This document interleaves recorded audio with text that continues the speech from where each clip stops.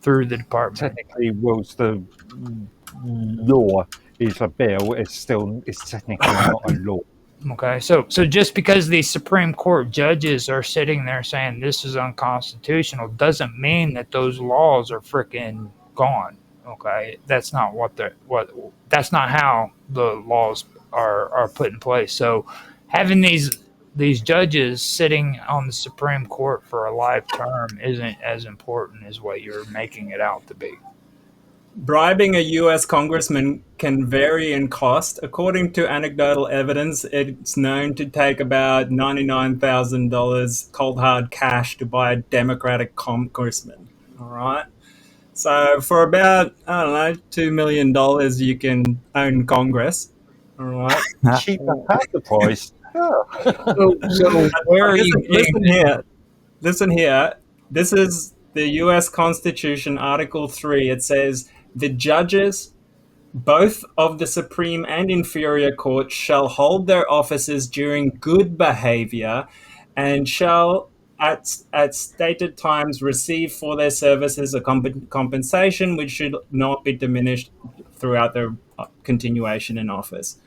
It only says during good behavior. It doesn't say life term. It's only been interpreted as such in later times. But to me, that just means as long as they're not corrupt, we'll let them stay. But, it should be up to the people to decide that. Now, that's actually a good subject, too, because we didn't mention the fact of impeaching. You can impeach a Supreme Court judge, I believe. Now, they have to freaking show corruption in their actions, though. That is true.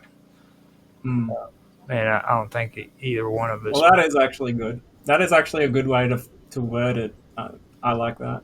But the thing of it is freaking Supreme Court justices aren't really ever corrupt, to be honest with you. They just come at the Constitution in a different perspective. Like when you look at the abortion laws, Wade, what was it again? Rhodes versus Wade. That was clearly an unconstitutional law that needed to be taken off the law books.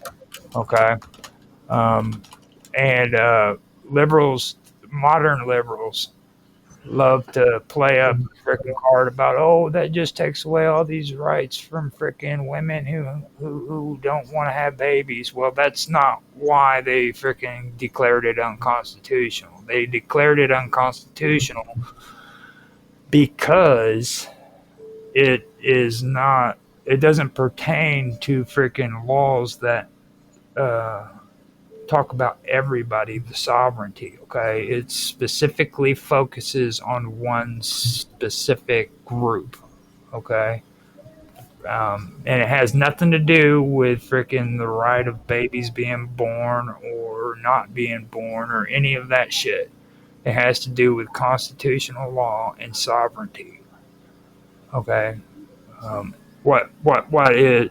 When we make a law, it should freaking pertain to every citizen within the United States, not a specific group. Yeah. Well, that's the other thing is most countries now have some kind of two-tier justice system, maybe even three-tier, where we're just talking about the blind lady of justice principle without fear or favor.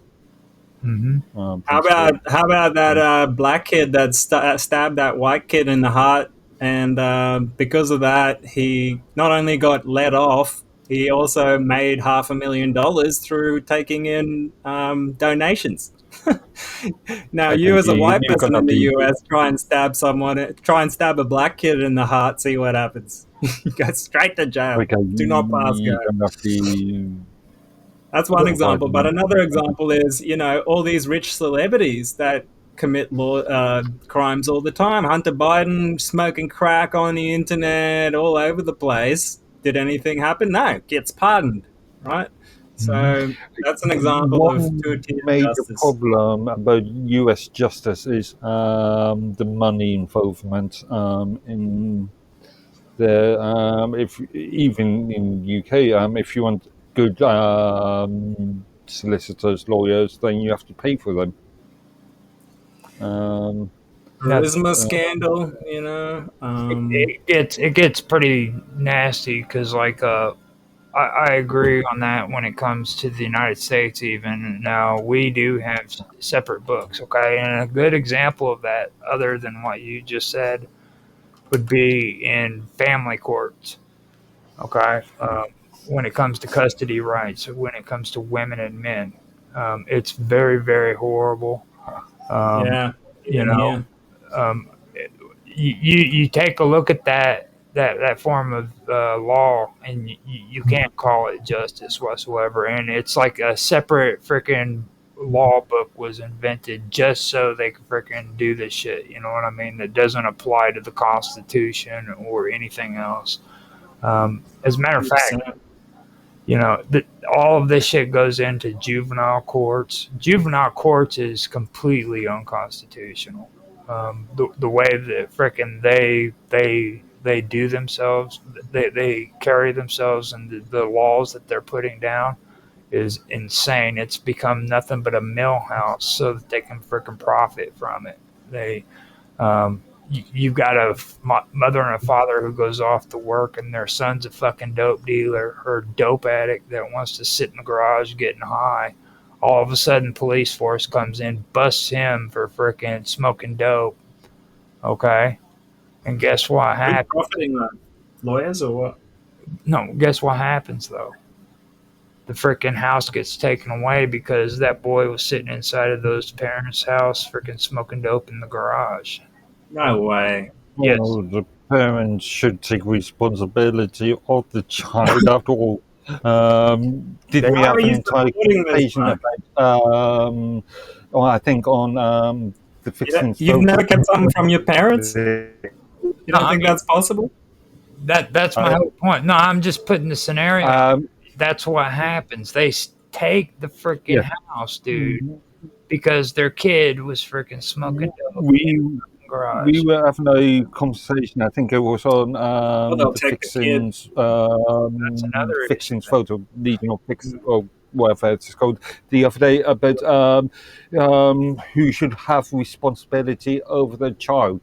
Should the state have responsibility, or should the parents have responsibility? That's another issue. Would you say that Muslims are getting favoured in the courts of the UK, Mark? Over white people? Don't do that. He's a white supremacist, so... Please.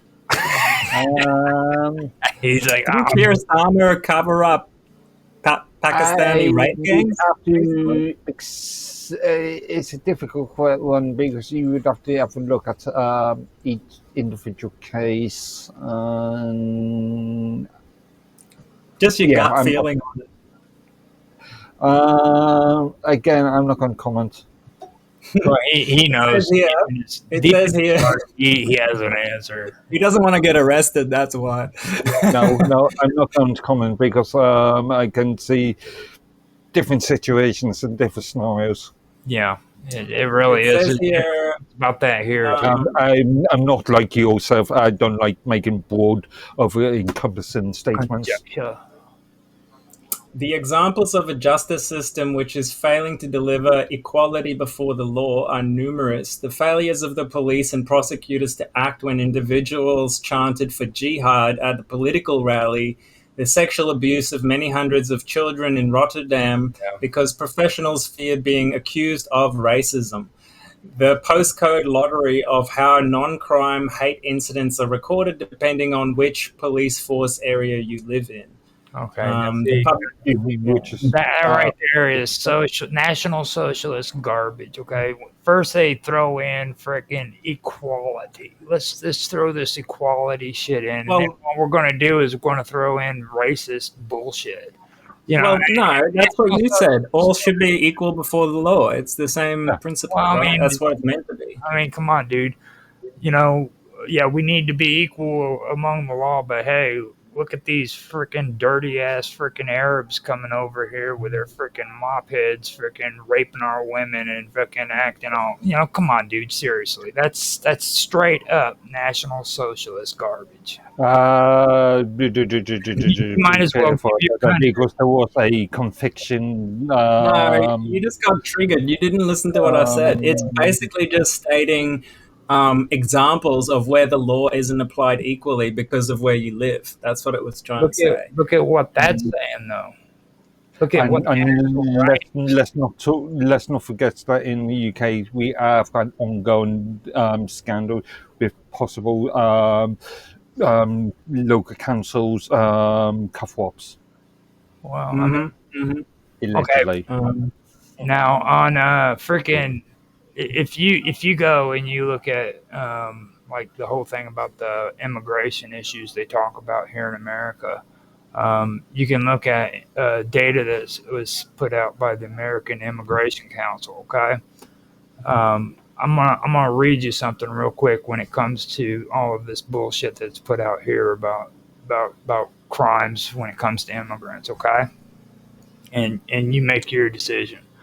But it says the American Immigration Council compared crime data to demographic data from 1980 to 2022, the most recent data available to reveal historical trends and capture the latest patterns.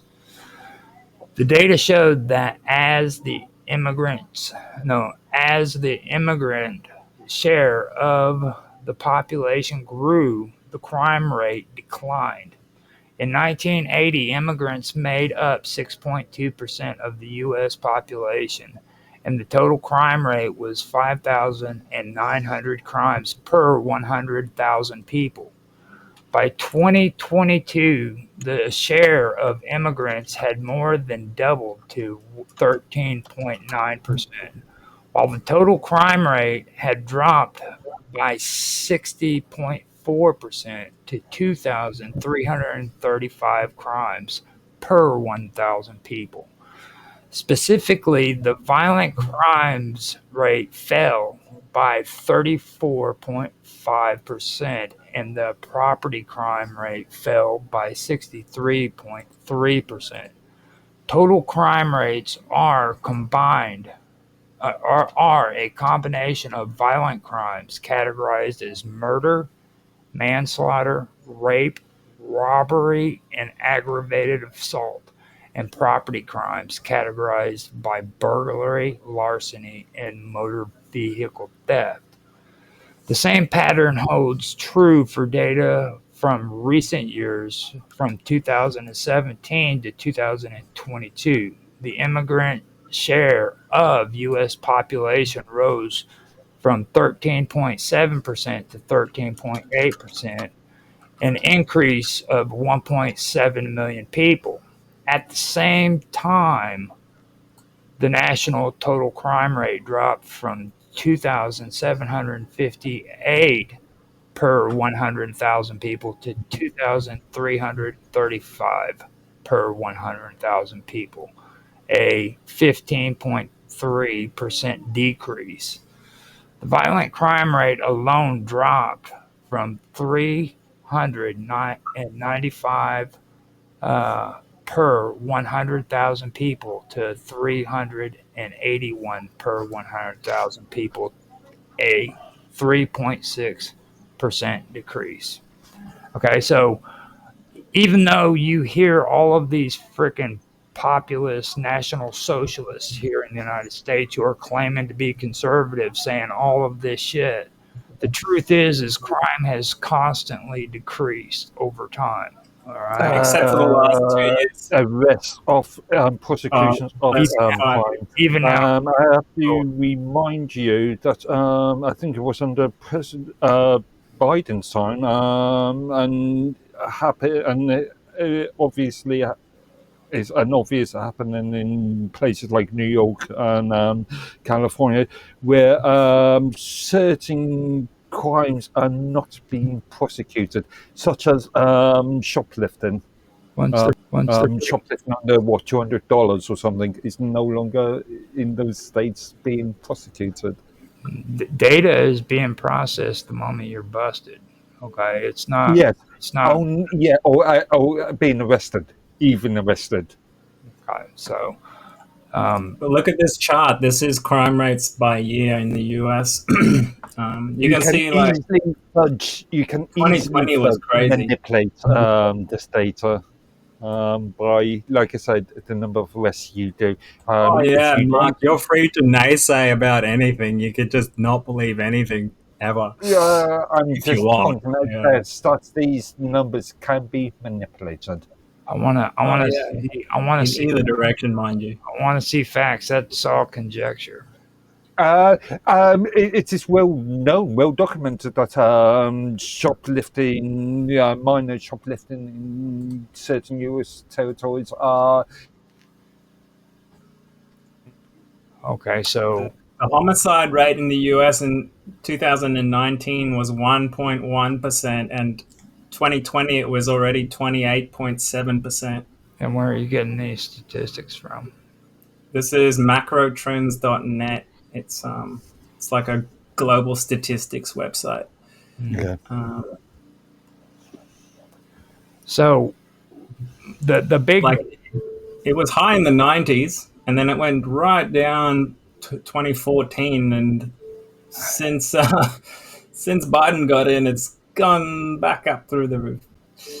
now with that I wouldn't trust a lot of that shit because like that's also during the time when the woke movements and the conservative far or not I'm not even calling them conservatives no more when National Socialists started real extremism basically is the best way to Well, say you it. had an open border, Roger, with gang members coming in, terrorists, all sorts of people. We've never are you had surprised? we've never had problems like this is all fabricated bullshit like All there's right, let me still, get some FBI statistics. no there still isn't any problems with the freaking United States because of immigration. This is like garbage politics that freaking people have freaking No forced. problem.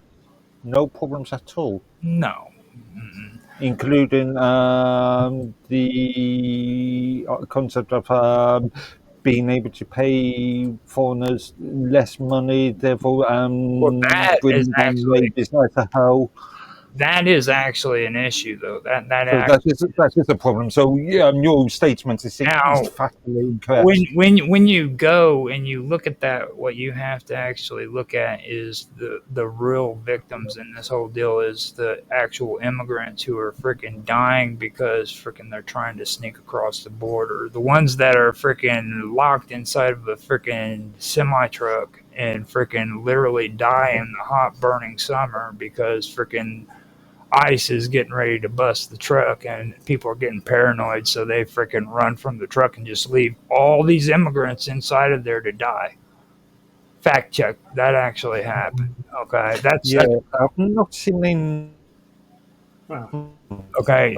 Then you have to talk about immigrants who freaking work in orange freaking groves that are getting freaking paid half money in cash and the other half in oranges that they have to sell on the streets.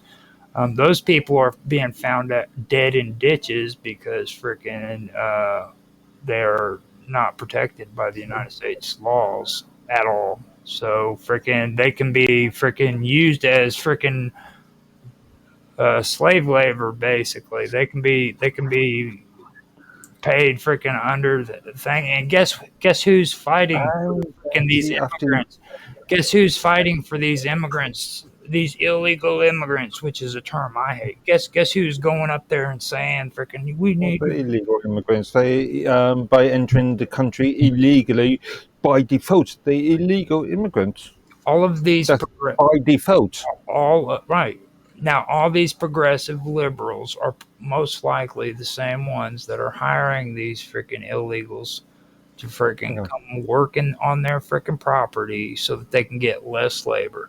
And if they aren't, they're getting paid off by these freaking people who are landlords and allowing this shit to go on because there's money involved in it. Okay, freaking.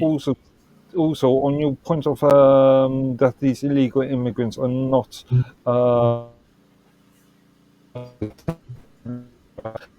In theory, they want US grant, and therefore they are protected by law. Just because the law is not reaching them No, hey, look, in those cases, doesn't mean that they're not in theory protected by. no, it's not the case. There's the difference between the concept of and the action of. Okay, look, let me just spell this out. This is something people don't bother to look at. Now, when an illegal comes into our country and they're suspected of crime, okay, or they have committed a crime and freaking they're taken into custody. Now, they don't have the same rights that a U.S. citizen has. Now, if I get busted or I get brought to jail because I'm freaking suspected of a crime, they have 48 hours in which to freaking find evidence to keep me held in custody. If they can't find evidence to freaking charge me with a crime, then they have to release me. That doesn't apply to a freaking person who came across that border illegally. Well, they get deported, right? Straight away. No, they can hold them in a Again, by default, by entering the US illegally, they have committed a crime. right, and they can hold them indefinitely. They do not have any amount of time that they have to freaking release them. They can hold them indefinitely without freaking any rights whatsoever. They don't have a right to a lawyer.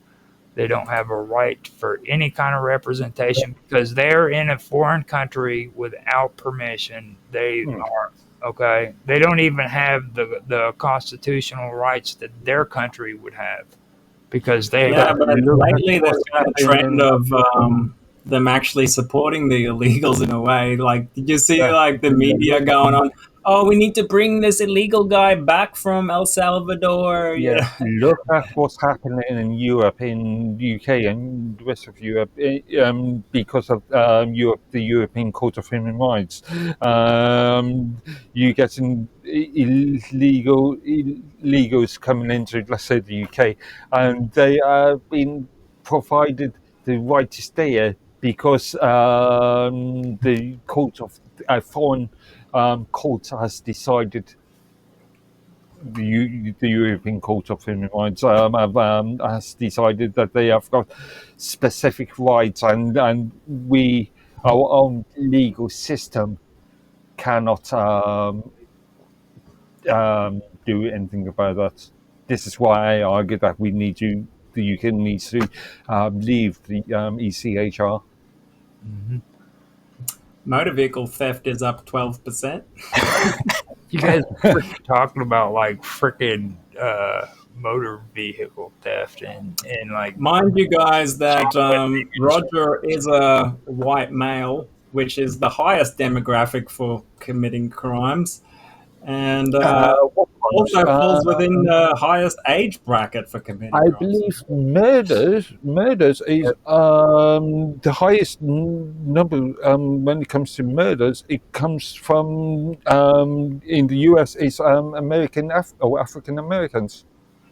Boy, that just really, really racist.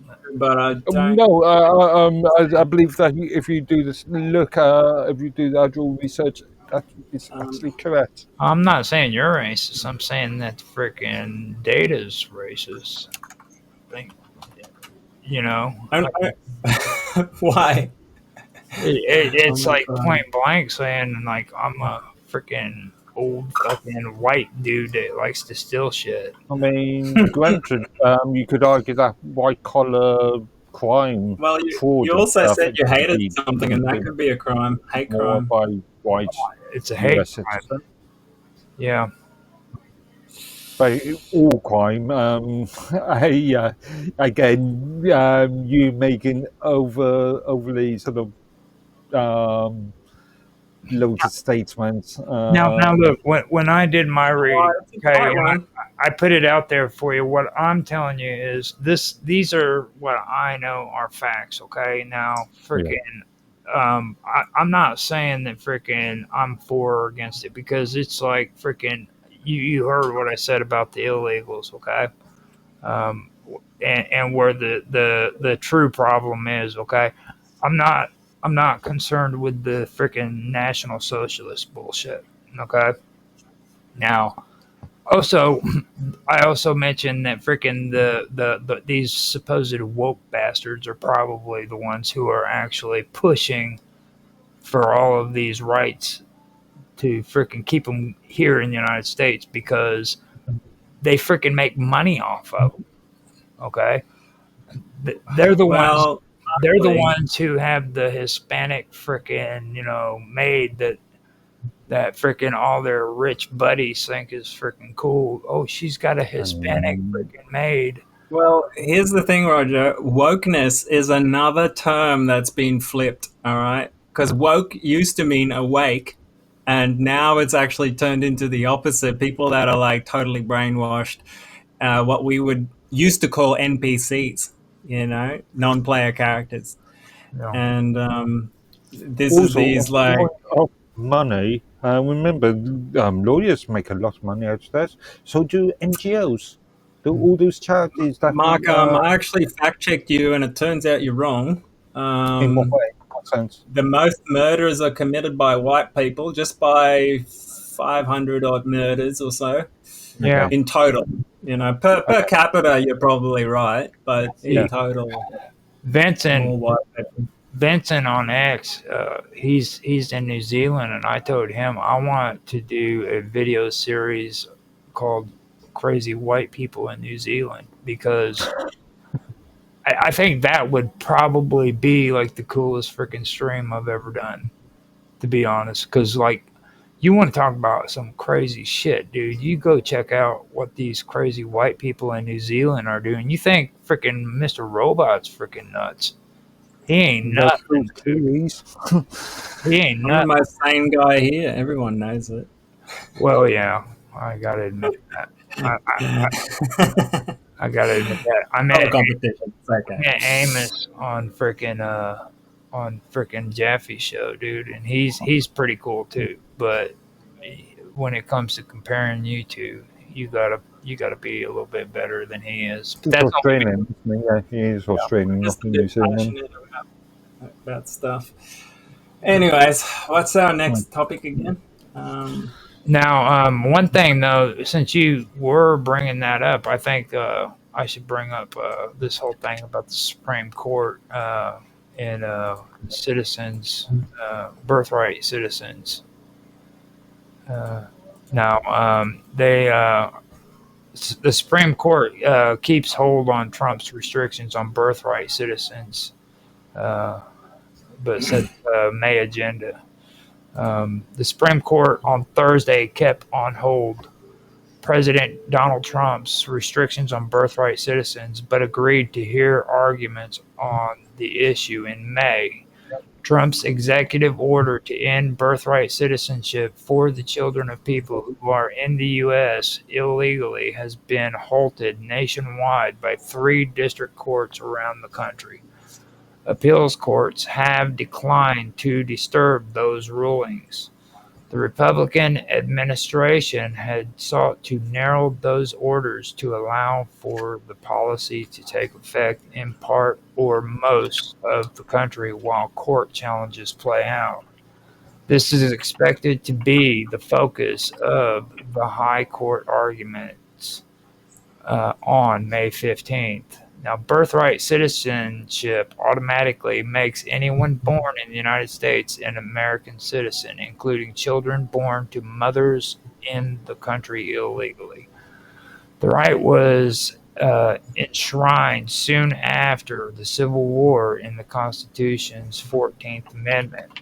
Now, Trump and his supporters have argued that there should be tougher standards for becoming an American citizen, which he called a priceless and profound gift, in the executive order he signed soon after becoming president again in January.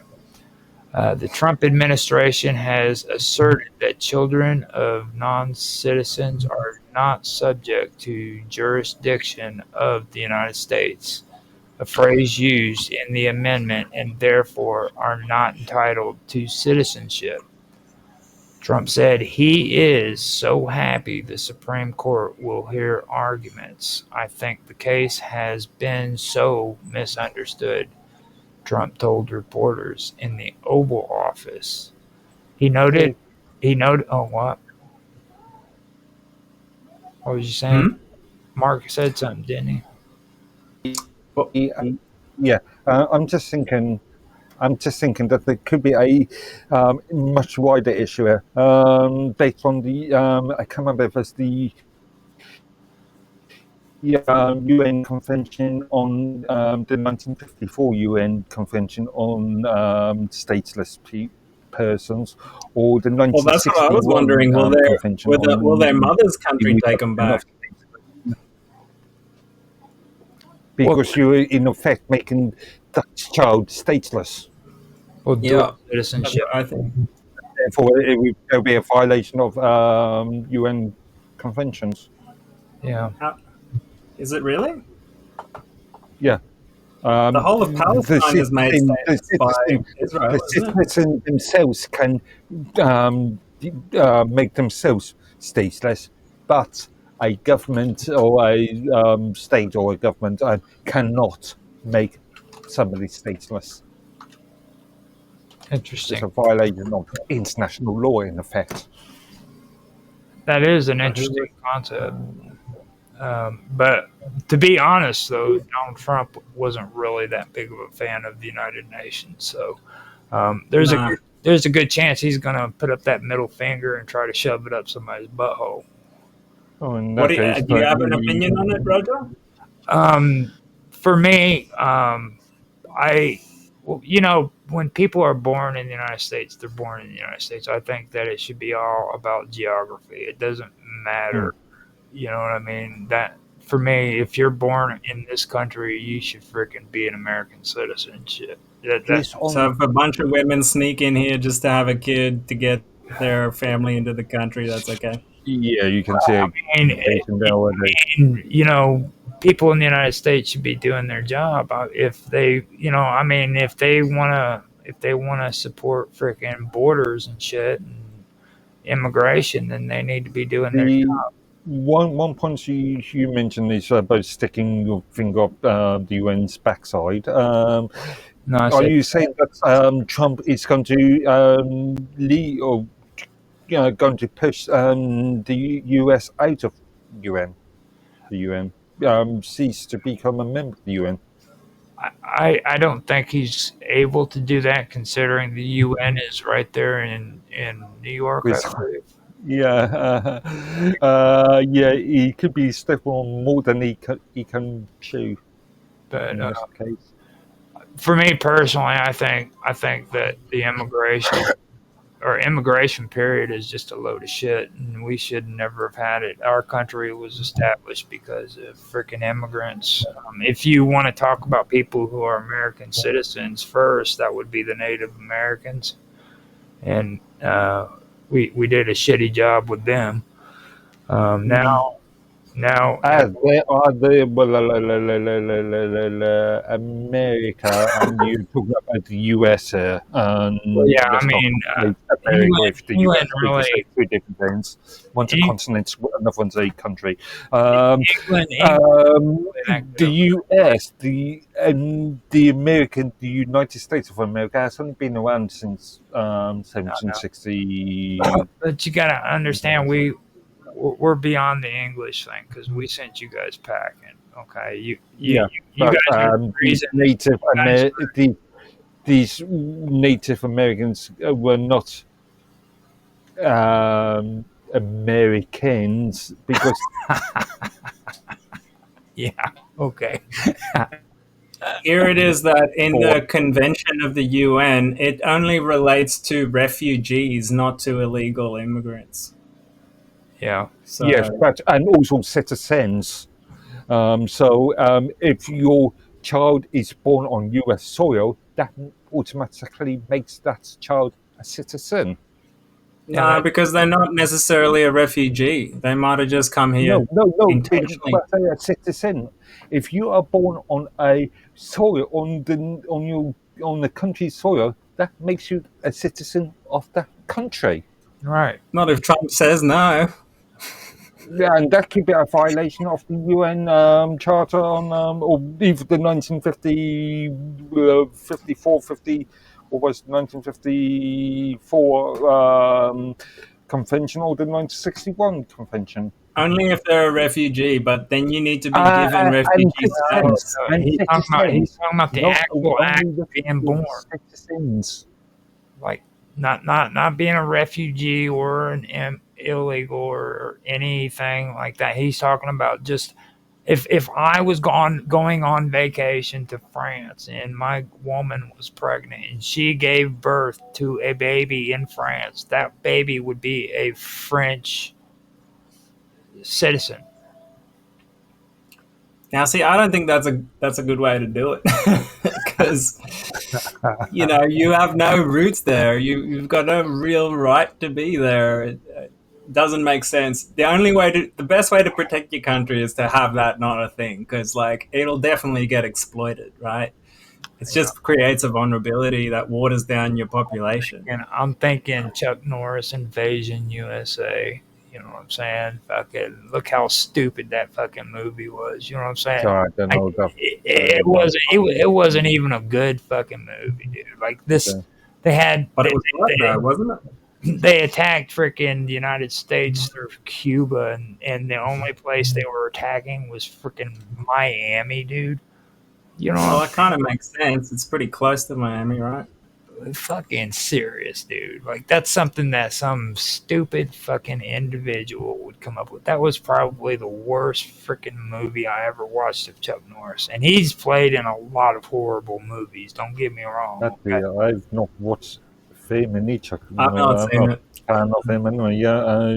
He's played good ones, but like that was the worst freaking movie that dude ever made. You know, and this kind of mentality goes all the way back to that point of view. You know what I'm saying? And No. Look. That's what. Do you agree that there has been a trend throughout all Western nations as of the last 10 years of flooding them with either legal or illegal immigrants, right? This has happened in England, Australia, Ireland. Everywhere is dealing with the same problem. And do you think that's an accident? I don't think This is a policy decision by the leaders to intentionally flood countries with immigrants. I think that this is freaking manufactured bullshit. That's freaking not true. Freaking, they've been coming for freaking decades, since the 80s, the 70s, the 60s. Actually, I would. It all You've had started off. 10 million people come in 1 year. Major players in this is our friend Mr. Tony Blair. I won't call him Sir. Actually, that would have been right. That would have been the 90s, right? Tony Blair. When he came to power, when he came to power in '97, with the sort of Polish influx, great influx. Arguably, I could make an argument that this started off with the signing of Maastricht back in '92. But that's a very tenuous argument. But Here you go, Ireland. Look at this graph. Don't tell me that's not an increase, like a catastrophic increase. It's almost exponential, man. Yeah, precisely. It's not real. All those thingies that you see on the news, going from France to Britain, with tens of people on them, it's not real. It's all CGI or something. No, it's not. It's just freaking data that's being manipulated. Like, I mean, seriously, you just threw up a freaking people who live in Dover and Portsmouth are not seeing ferries. Not seeing things. Thousands take part in anti-immigration protest in Dublin. You know, like people are pissed about this because they can't get access to their own services anymore. No, what's your immigration freaking data saying when it comes to government institutions? What about it? In what sense? What are they saying? Go to the UK freaking statistics. see what your actual government is saying about the immigration. Sorry, I'm not sure what you mean. Does your government have data for statistics on what the immigration is in the UK at this moment? There I'll find are it. numbers, but those numbers they're a bit vague at this present moment. And this government has only just recently stated that they were going to provide much more clarified numbers before the end of this year. Okay, no. See, for us in the United States, we're getting propaganda pushed out about how freaking horribly high these freaking immigration problems are. But the truth of the matter is we didn't have good data on immigration, illegal immigration, or anything coming across the border with Border Patrol until freaking, I'd say, around the early 2000s. So, like, from 2010 all the way back, freaking, it was horrible freaking data that pertained to illegals that were coming across. It's gotten better since about 2010, 2015, and that's the reason why those charts are going up, is because they're collecting the data and actually doing a better job now. So, but if that data gets put into the hands of the right people, they'll manipulate it and make it sound like freaking, oh, this is all these illegal immigrants coming into the freaking country. You know, What benefit would there be in doing that? because they're trying to push freaking National Socialism. Yeah. But No. on the other hand, if the data There's a clear look. This is parliamentary data from the UK. you say not less. Look at this, Roger. As immigration goes up, so does emigration go up. People get sick of these immigrants, so they leave the country. And what happens over time? You just get more immigrants living there, less locals living there, and you just get replacement of the population by a whole new population. And in my opinion, that's not a good thing. You lose your culture completely. Yeah, That's happening all And all those numbers start going up around 1994, and then it goes up again in 2010. Yeah. So that means, see, that 2010 is where they actually started getting better records when it comes to immigration. But then, like 2020, it just goes off the charts. According to them, because they're probably doing better immigration when it comes to collecting data or data. I've been to the UK, man, and it's getting even like 2017. It was getting swamped by Arabs, especially. I didn't even I hardly ever run into English people in England anymore. I don't know. It depends on where you are. Maybe if in London. Yeah. Well, I guess it depends what suburb, but yeah, like and some places. You need to understand one thing about England too. They are the king of fucking England. No, they're the king of National Socialism. That's where National Socialism began. They were and they are the leaders when it comes to that. So yeah, well, I think it got trialed there first, and then they pushed it out through the world after that. Yeah, but that's where it began, because that is so you really can't trust the data when it comes to England, especially when it comes to National Socialism. Again, I will say be very careful using that word. That word that phrase can be overly used as in. Here is a clear example of it. Here's a clear example of it being a policy decision, right? Here throughout the 90s, it was all reasonable numbers, and then all of a sudden, 2002 in Italy, it just goes through the roof, and then all of a sudden in 2013. It goes back to normal numbers. That has to have been a policy decision right there. Mm-hmm. And I bet you if we went and looked it up, that's when there would have been a change in government. Also, Italy is a part of the EU, so I would argue that those figures are questionable because the EU has got the Schengen agreement. Therefore, once you're in Europe, you can go to any, or once you're in the EU, you can go to any EU country. It's a borderless sort of system. Let's see, when did Italy become part of the E EU? During the Maastricht, so 90. No, actually, no. Actually, Italy, I believe. 1993.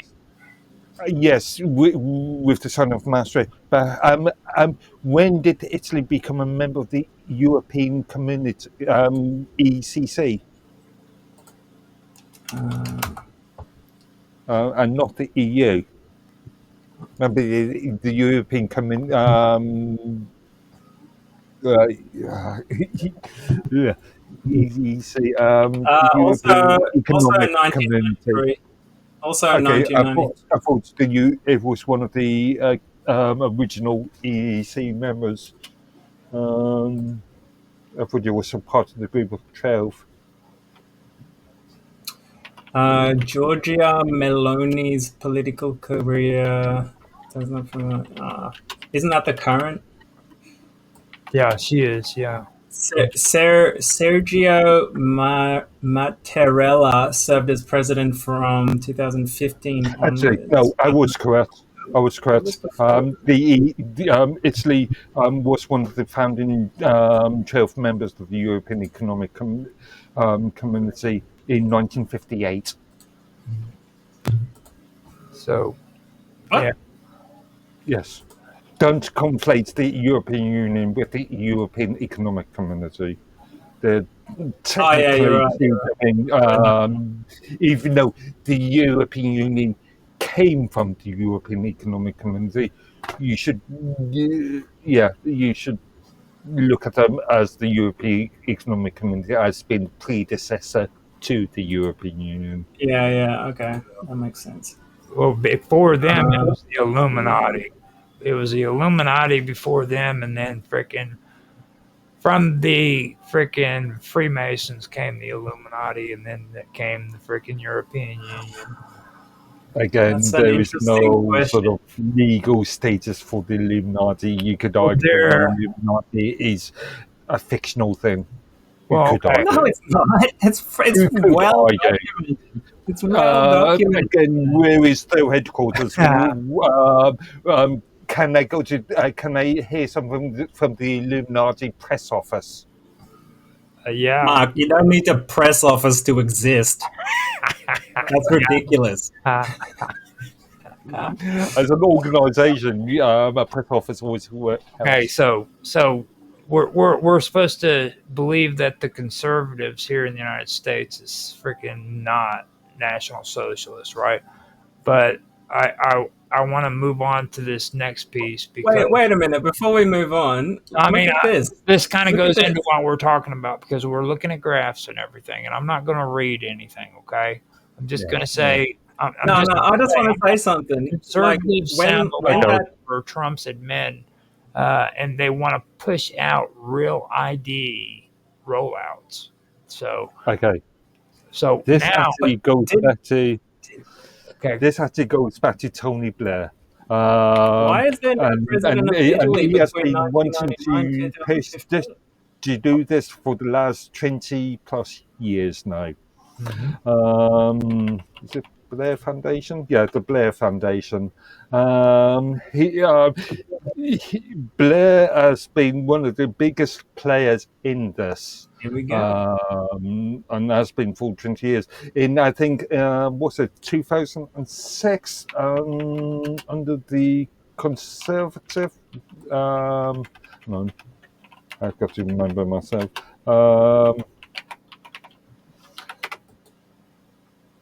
he got blocked out. 2006. The UK government was led by Tony Blair. Tony Blair was still in control in 2006, and at that time he created a national ID system, identity card, but because of the lack of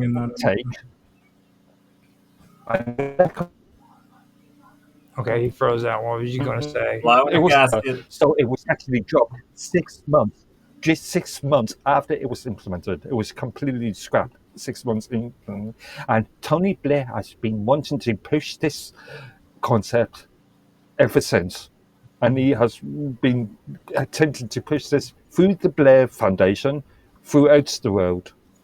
Yeah, and that's the thing that I'm trying to make a point of with you guys. Like, don't be fooled when you think that a lot of the shit that's being pushed on you or us here in the United States are freaking actually conservative ideas, because they're not. Okay, um, state IDs in the first place is a socialist concept. That's what the freaking Nazis had whenever you got off That's the true. train.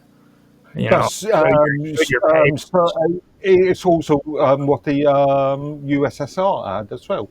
Exactly. You know, Yeah, I wouldn't say socialist. I'd say communist.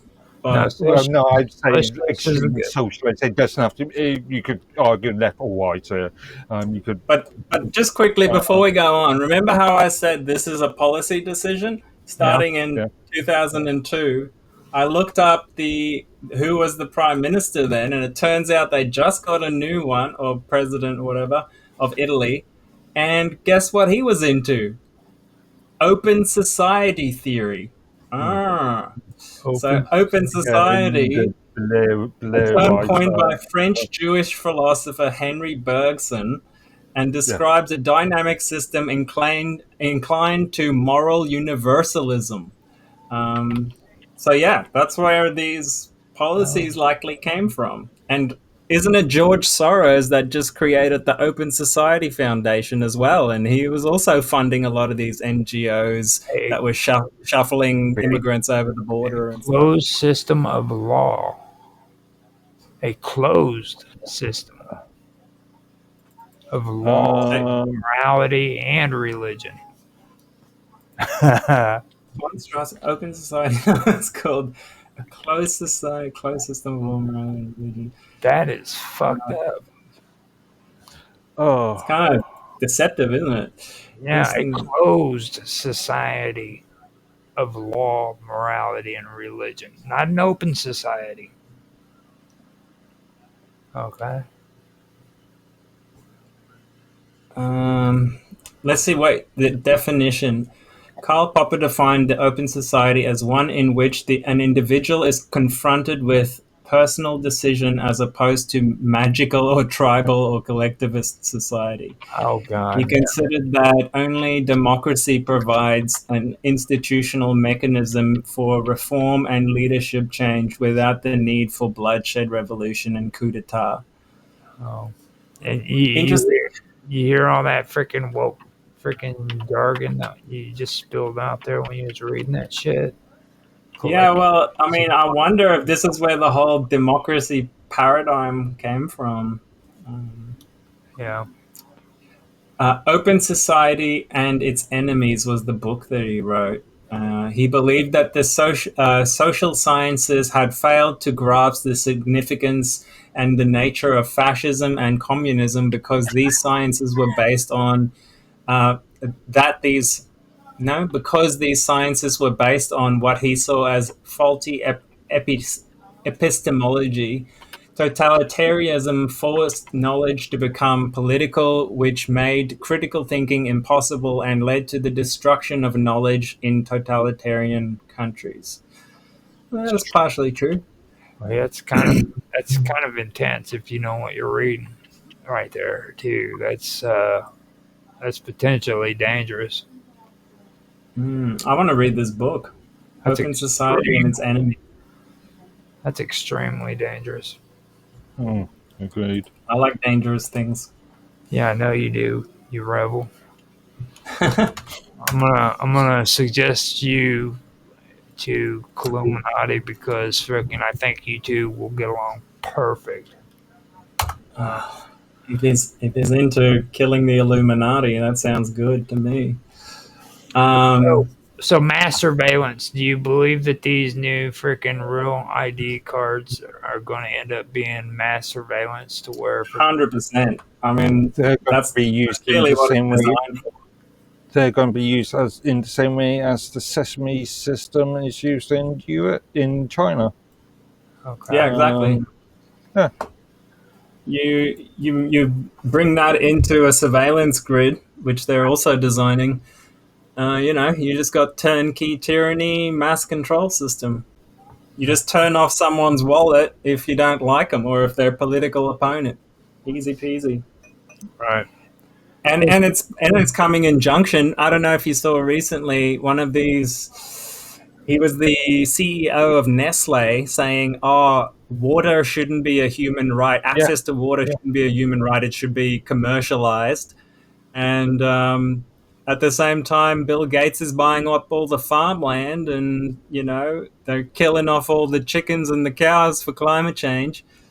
All of a sudden, you've got corporations owning all the food and all the water, and knowing where you are all the time, what you're spending your money on. That is crazy to me that we're actually letting that happen. And all the farming process in Europe. But I can see you can make an argument that the tide is slowly changing. Yeah, well, that's why there's a rise in populism, I think, is because people see all these globalist, used to be conspiracy theories that are now coming true, and they're going, well, shit, do we really want to live in a society where we're letting these elites rule over us like we're children or slaves? And a few of us are like standing up to it. I believe that's being presented that way, but when you take a look at these institutions, like freaking Homeland Security, which is another freaking thing, like freaking the ID thing, Homeland Security freaking was probably the most insulting thing that could have ever freaking happened on American soil when they came out with that department. Okay. And the messed up part is, like you were talking about freaking that one dude, I forgot it. Well, he was he was the Kilmar Albrigado Garcia was his name. He's the one that was the El Salvador guy. Okay. And when you go on Homeland Security's freaking webpage, you can check out freaking their April the 14th, 2025 article in the entertainment system thing discussing this. And it is straight up. You would swear you were looking at freaking Nazi Germany's freaking propaganda page right there, dude. Oh, mainstream media in the US is horrendous for propaganda. It's all propaganda. Like, it's either left-wing propaganda or right-wing propaganda. You can never get straight fucking information out of it. Let me point this out. This is Homeland Security. Okay, this is a website set up that is supposed to be professional. It's supposed to present facts in a government-like freaking fashion. Okay, and they're throwing garbage up there, dude, from freaking the Washington Post, and all of these far right freaking individuals that are freaking touting about fucking how, oh, this guy's a fucking member of MS-13, and there's absolutely no evidence that was presented from freaking Donald Trump stating that this dude was actually a member of the gang. And you sit there and you see it all over the media where these people are saying, oh, yeah, it's proven because he had tattoos and he freaking, Well, that is good evidence. You can't say that's not evidence. That's not evidence in a court of law, dude, at all. That's just garbage. Yeah. You shouldn't conflate. Why do you think they use like symbolism? Bill Ottoman for doing exactly the same with that post that we were talking about yesterday, conflating.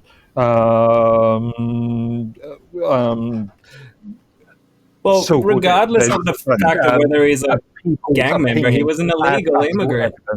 Well, that's a good argument. Okay, that he was an illegal immigrant. So why are Congress people flying over there trying to bring him back? That sucks to me. The whole point is that he should have been freaking deported and released. He should never have been put in a freaking El Salvador prison. Okay, he wasn't even freaking apprehended because he beat his wife up all the time. She's come out in public saying that. So, like, he's committed crimes. There's no doubt about that. Right. But So if you're a criminal, when go to jail. he was detained, he was not detained for anything other than freaking being here illegally. And when that usually happens, it's a freaking you take them into custody, you take them to El Salvador, and you release them. After that, that's none of your business. You know. Now they're wanting to freaking take all of these people and send them to freaking El Salvador for freaking being held in a freaking a prison that's outside of the country. Okay, which is Well, basically that's for El Salvador to decide what they want to do with them, right? The U.S. can't dictate whether they arrest them or not. Yeah, now. yeah. Outside of It's El US, Salvador's decision. Now these are people who these aren't just this guy. There's a guy freaking that was actually going in to freaking take his final test to freaking become a citizen of the United States that ICE freaking captured as just before he was able to get into the doors. And the only reason why this guy was taken into custody was because freaking he was against Donald Trump during his freaking run for presidency. He was a targeted individual. He committed no crimes whatsoever. Just because he was here freaking and he didn't freaking have the card and everything, he was freaking targeted and arrested as he was stepping in to take the last part of his freaking test to become a citizen. How did he get there? Legally or illegally? That's my whole point. He did come in illegally, but he was in the process of becoming a citizen. Okay. Okay, but can you not see the contradiction there? He's committed a crime, hasn't paid for it, and now he's becoming a citizen.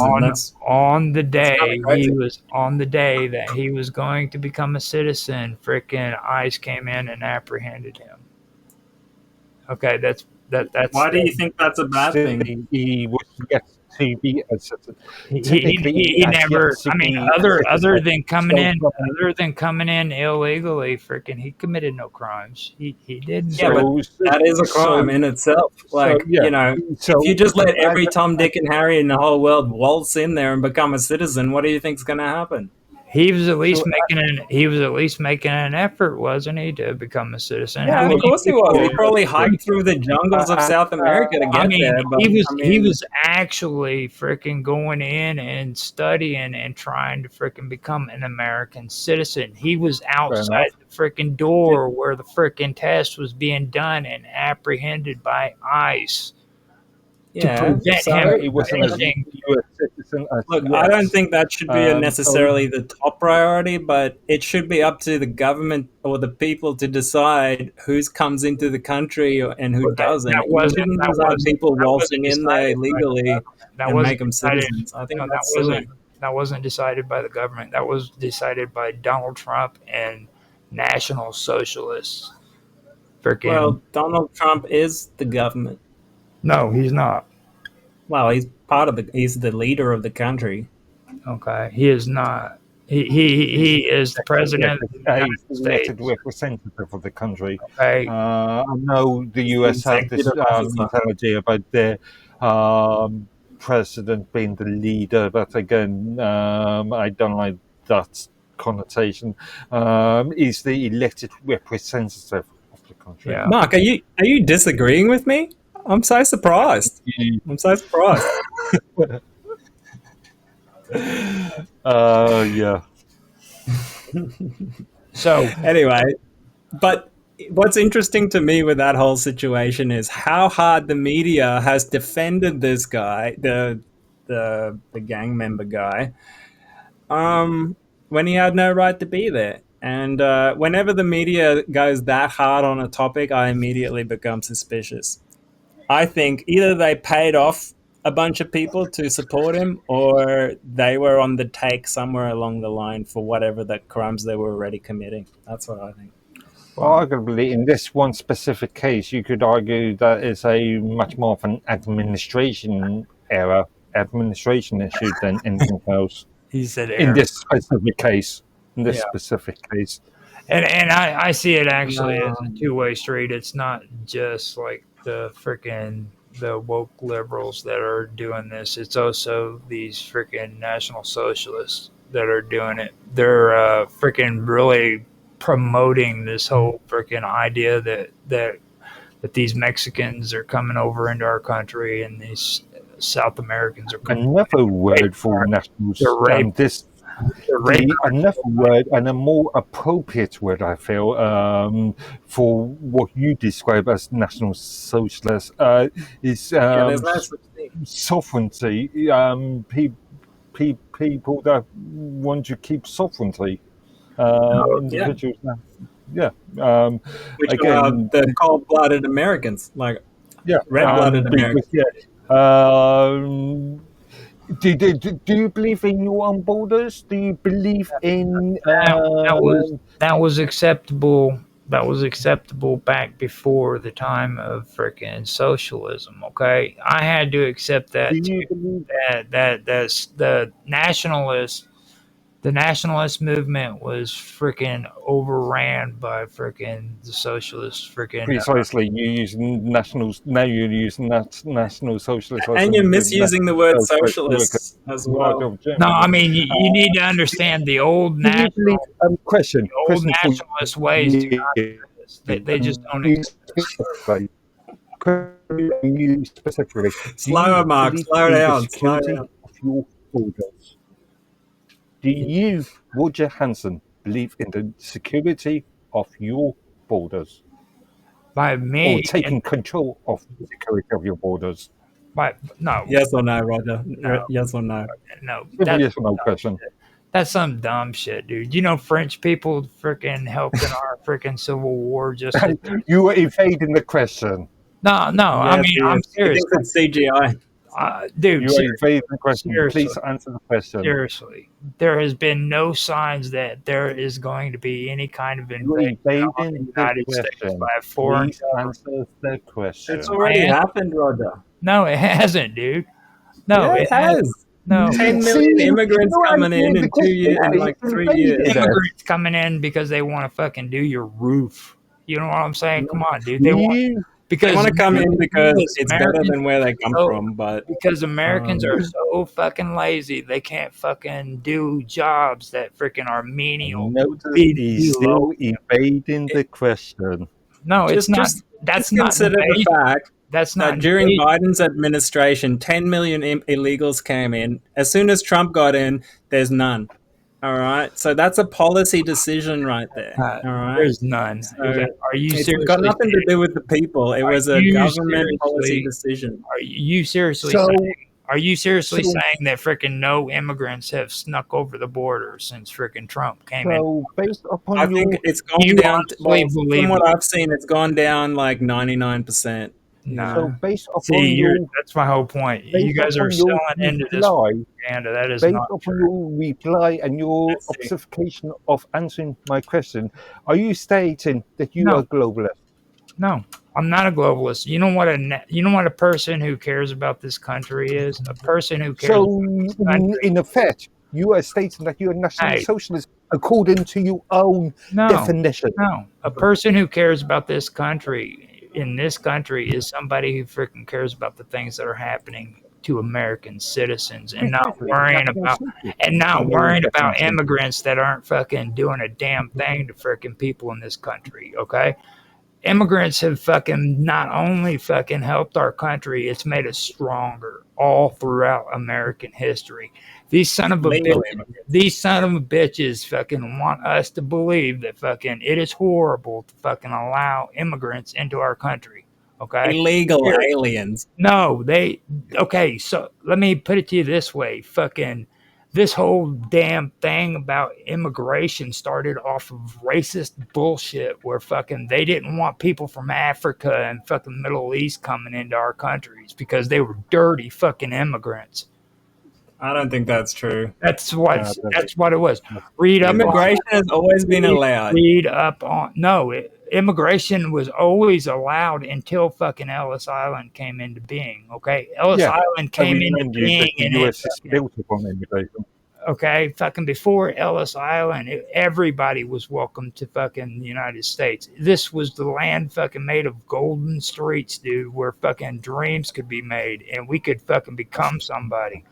Okay, It wasn't a fucking place where you had to be privileged to fucking live here. It was a privilege to live here, but you didn't have to be privileged. Now these son of a bitches want to fucking make it out like fucking they're right and they're fucking trying to bring back America, make it great again. No, they aren't. They're fucking taking and they're fucking subverting what the American fucking idea is. Okay, we welcome You're starting to sound a bit like a socialist, Roger. no, dude, that's the fucking American way. That's the way fucking America thinks. Okay, It's always thought. we're looking at two different time periods. We're talking about the creation of That's right. what would become the US, and then we're looking at the current situation. These are two different That's right. worlds. So, like, no one wanted to come to your country when it was a piece of shit, but when it was Dude, awesome, people wanted to come, right, in droves by the hundreds of millions. People But if still you let want- them all in, your country will go to shit again. That's what I'm saying. our country is the strongest fucking country in the world, dude. Yeah, you- but look at it, how much it's you degenerated kidding? since the 90s even. No, dude. Like so many homeless people, like it's crazy, man. This so, like, country, this It's going to be a country- burden on your systems if you overload it too quickly with people. It Are just you- happens everywhere dude, like that. seriously, You got to keep immigration under Do control. you even understand the population difference between the United States and China or India? United States has got like 260 million or something like that, right? 360 million. Okay. 360 million. Now that's gone up significantly in my lifetime, like by like 100 million. You know, So, like, if you increase exponentially, you can't increase your How many- services exponentially at how this many stage. how many people are in China right now? The thing is, China can just like produce stuff at a crazy scale many that the people- US can't match. How many people populate freaking China right now? How many people I don't know. populate India?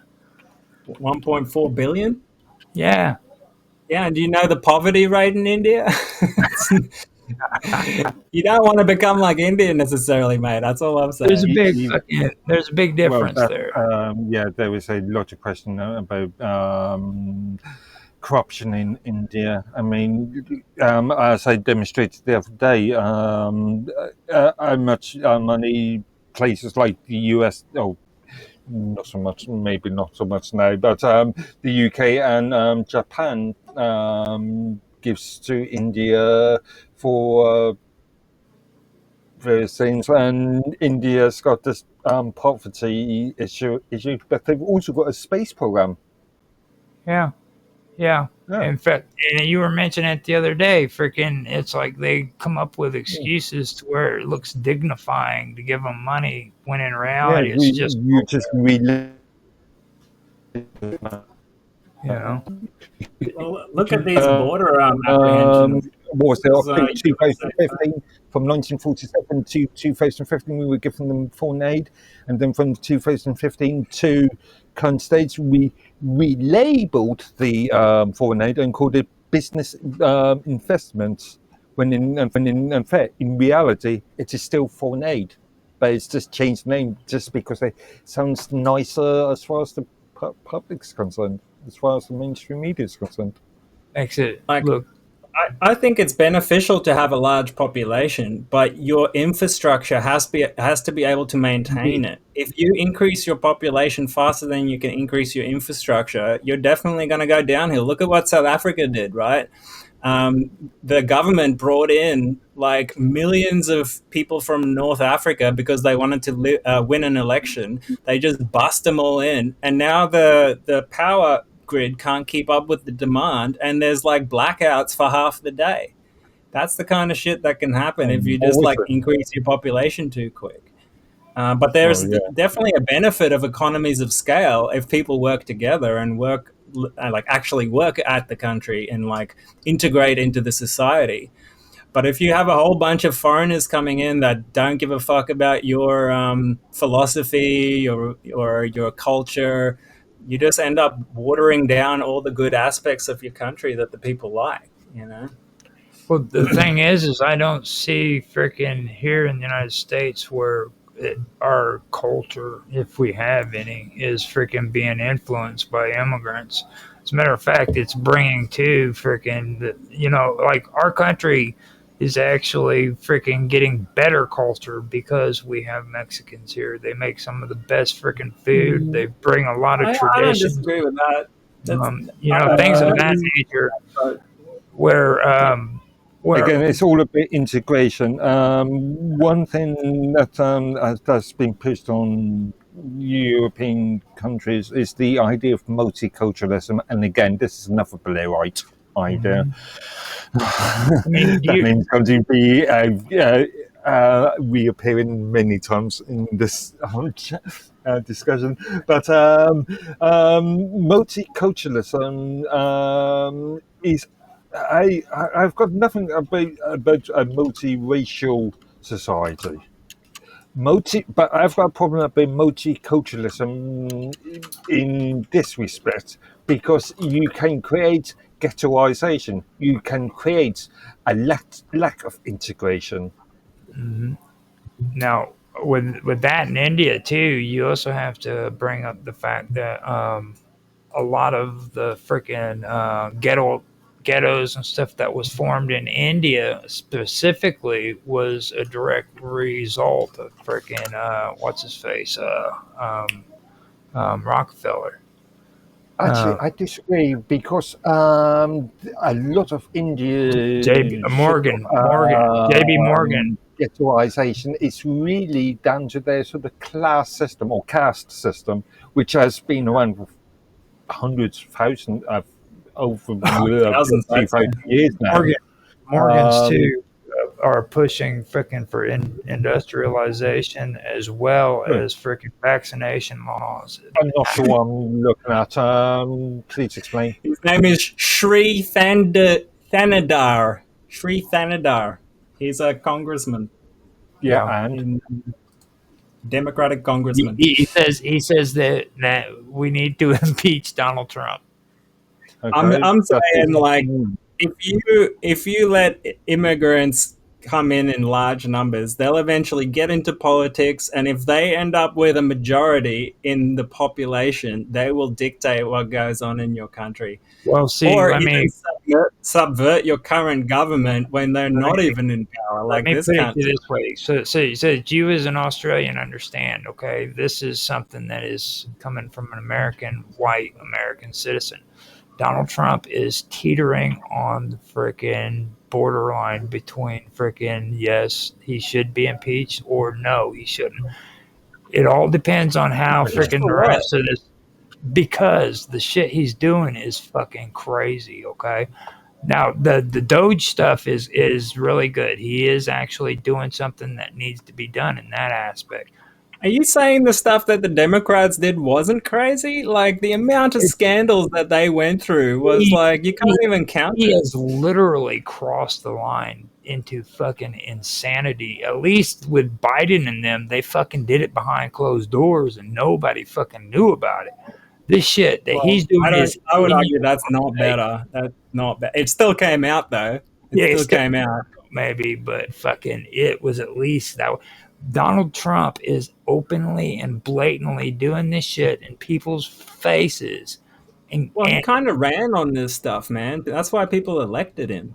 Okay, and the stuff that he's doing is fucking crazy, dude. Okay, well, so I do agree with that. But, there is a chance that freaking he will either be fucking killed or he will be impeached.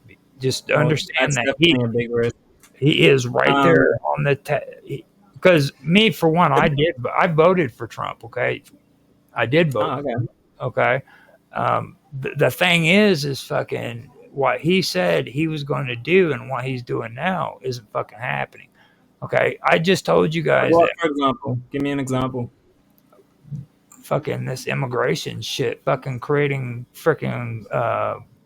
On the day he got shot in the ear, he actually talked about immigration. That's when he got shot. Creating concentration camps.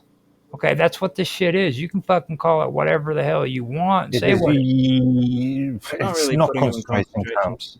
Jesus. it will You, be soon. yeah, no. Like, that's You've hate been speech, to Roger. it many times now, and you are I'm telling you being right now, dude. disingenuous. You're being extremely disingenuous, sir. I guarantee you, fucking Just event. watching mainstream The- media. the- That's this negotiation with El Salvador too. What the fuck is that shit about? All of a sudden, it's okay to fucking send people to fucking El Salvador from the where they United came States. from, dude. He's No, sending them dude. back to their country. He's even talking about sending United States citizens to fucking El Salvador if he can find a Yeah, loophole. but as we all know, That didn't and as happen, though. I've pointed out many times now, Trump says a lot of things. Yeah, that's the thing. Yeah. A lot of it is like Just because showmanship. it's like a lot of politicians. Just because you see air flowing through their orifice, it doesn't mean that the air is good air. Or the air makes No need to any get sense, sexual or about is- it, Mark. Yeah. Jeez. Yeah, I know. He starts talking about orifices and shit. But I'm- like Trump does, like he makes them like grandiose statements often, and it's more like a poker player does. I think like he does bluffs to like I don't think rein people in and stuff. in this But case, I besides don't that, what does concern me about Trump is some of his policies are good in the moment, but later on can turn into a totalitarian situation. You know, where he is actually grabbing power that he shouldn't, but he's doing it in a time where it is kind of needed. But if the next administration comes in and they choose to abuse that power now, that's going to be a real problem. Yeah, that's what I foresee. as an American citizen, I don't give a fuck about immigration laws. What I want him to do is fucking take care of the people. I told you to about my fucking ex-girlfriend who ended up dying on the 15th. There's a good chance that that woman died because of drug addiction or fucking mental illness that fucking caused her to commit suicide because fucking she freaking actually got put through freaking the system where she had a chance to fucking get help supposedly from the government, and they didn't give her shit for fucking help. They made her situation worse. Okay, you get fucking jackoffs like fucking Donald Trump coming into the fucking government saying they're gonna fucking help, and you know what? To this day, since fucking George Bush Senior fucking or Junior came into office, there has been no fucking help when it comes to mental illness. They actually took away the 3% taxes that were being applied for mental illnesses and rehabilitation. Okay. From that day all the way up to now, they have never fucking applied any fucking government money towards mental health or fucking drug addiction. And they told about it. They told about it. They come in here, they start talking about opioids and fucking all this shit, and they don't do a damn thing, dude. To this day, they did. Trump actually like penalized China significantly for bringing in precursors of fentanyl. So he's doing stuff about that. But the problem is, I've been through the medical system. Like I studied medicine. Where's the money? Where's the money at going towards mental health and fucking? The thing is, money is not going to help, man, because the framework is incorrect. Like the pharmaceutical industry has basically dominated the mental health space for like decades, and they think that mental health can be cured with drugs when it actually makes it worse. So like like if you throw more money at it right now, it will just buy more drugs for people. No, and it's not necessarily good, you know. So like the whole paradigm needs to shift. Our rehabilitation system isn't set up like that. Okay, fucking that we don't have a rehabilitation system that says fucking let's put them on opium and clean them up that way. I'm talking about cleaning people up. SSRIs, man, antipsychotics, SSRIs. That's what they put depressed people on these days. Okay, now when it comes to mental health, fucking there's issues there. Okay, people are fucking dying, dude, because of this shit. Okay, now. This is an issue that freaking should have been taken care of a long time ago, but instead of fucking putting money into those programs, which freaking you're saying that there's a justifiable reason for not doing, That's not No. That's not Not happening. necessarily. And- I'm saying they think he's should. saying Like, I don't know what RFK is doing in that, but I'm just saying instead of putting it towards pharmaceuticals, we should definitely look at prevention. We should look at education.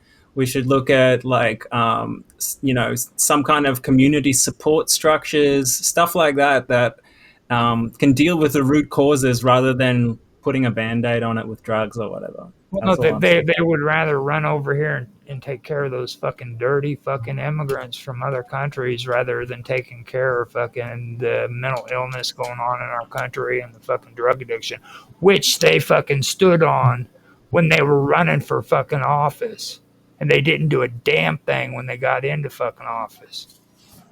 Oh yeah, the Well, at Chinese. least you got RFK on your side, man. That's a start. That's better than anyone else really at this stage. Get off their Um, asses and fucking start focusing on the American fucking people and stop fucking worrying about them damn Mexicans and fucking South Americans. That's what fucking I'm talking about, dude. It's all yeah, that. but it's not like RFK goes away from his job to go look at the border. Everyone's got their own job to do, and I would say he is making some headway there. He has been somewhat compromised, I think, on some issues, but he's been banning like chemicals from the foods, and like they're bringing out the anti-vaccine, like COVID vaccine stuff now. And I don't know what specifically he's done on mental health, but in the past he has said antidepressants are dangerous, and so he does take an interest in mental health at least. I don't know what exactly. Remember, this is still early days. Isn't today, or maybe 2 days ago, Trump's Yep. 100th day anniversary in It's coming up, I believe. I believe it is coming up. Yeah, so it's still early days during this government. You can't expect things to happen immediately, just overnight. Politics doesn't work like that. Well, I know. Society doesn't work like that. I know that, but all I'm saying is fucking in the first 100 days, fucking he hasn't shown shit when it comes to the fucking American people, the ones that Well, voted it is. in office. Okay, now he might be fucking subservient to these fucking extremist, radical motherfuckers who are out there who are nothing but national socialists, which is code word for fucking Nazis. So everybody knows. Oh, so you're using that terminology now. That's what they are. So you've No one has changed ever your said they're national terminology. socialists. That's Yeah, ridiculous. you're changing your terminology because you were using National Socialism as somebody who just wants to, who believes in sort of their own borders before, and then you're changing the sort of form of National Socialism to the sort of NDSAP concept. Unless there's some black swan event where everyone votes for not the two main parties, which is highly, highly, highly, highly unlikely to happen. So that's my issue with the Australian voting system. It's majorly statistically rigged towards the two main parties, which I hate. And so I've got an ethical conundrum whether I want to actually vote or not, because I don't want to support the two main parties because they're both full war and pro censorship and control. You have to vote as an Australian, don't you? It is a criminal offence not to vote. You don't have to do anything you don't want to do in this world. It is a I criminal. would get fined Yeah, if but I you don't. He's a rebel. you could potentially suffer consequences of. Yeah, you get fined $300 or detention. something, Yeah, exactly. $400. Mr. Robai is a rebel. Understand? I'm what Roger would refer to as a extremist. Decade. If you don't want to vote for actually, kind of. any party, you can always spoil your vote. Oh yeah, I was thinking of doing a donkey vote. That's what they call it. The Just donkey like, punch. Right. I might just write across the page, I do not Yeah. consent.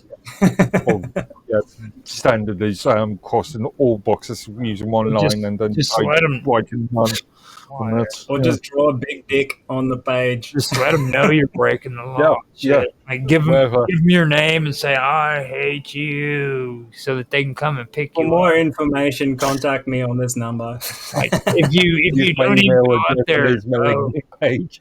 if you don't even go up there and vote, then they actually have to try to search you out and say, okay, who was it that didn't vote, and then come look for it. Oh well, it's easy. They have a list. They tick you off a list. They'll just Well, at least they gotta look just for send you. you a fine in the mail.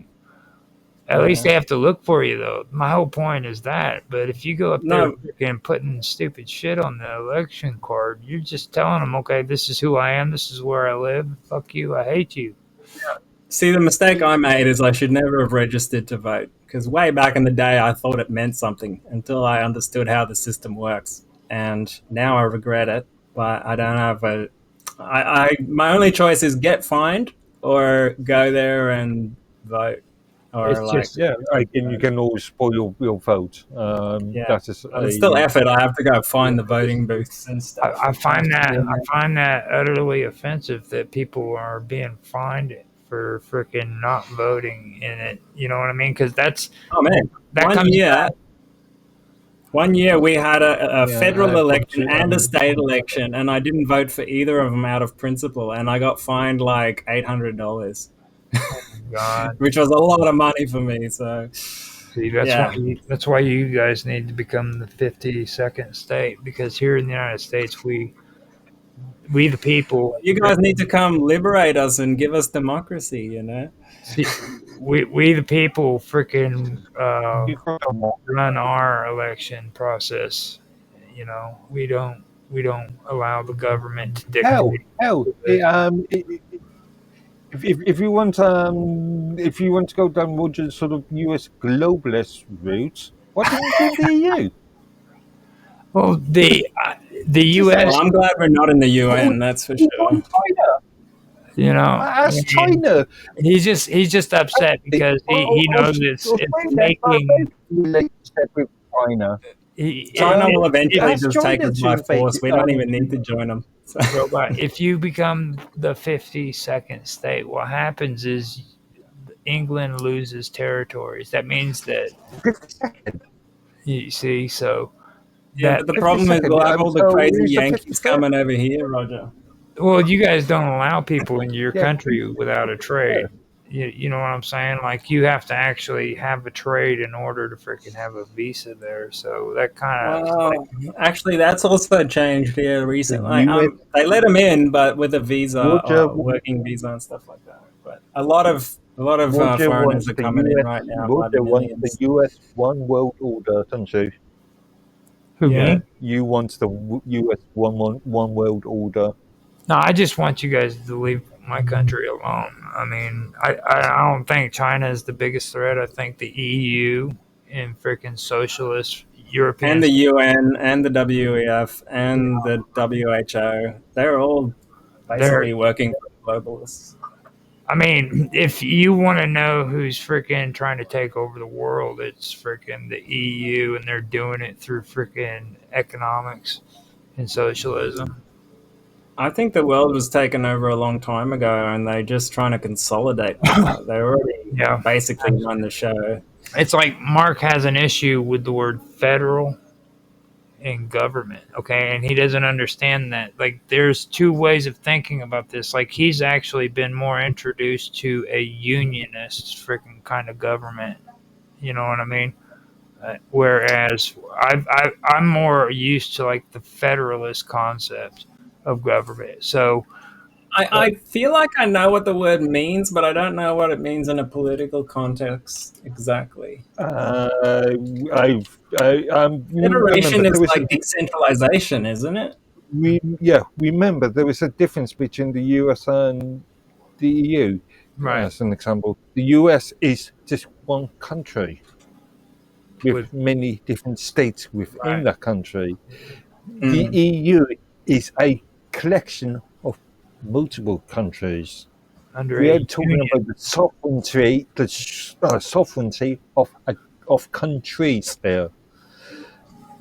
And so, This is a union. Countries can say no, states can't say no. However, with the EU now, they're starting to dictate what's happening inside countries too, which is But understand that they are Yeah, a union. yeah. Their form of government is a union government.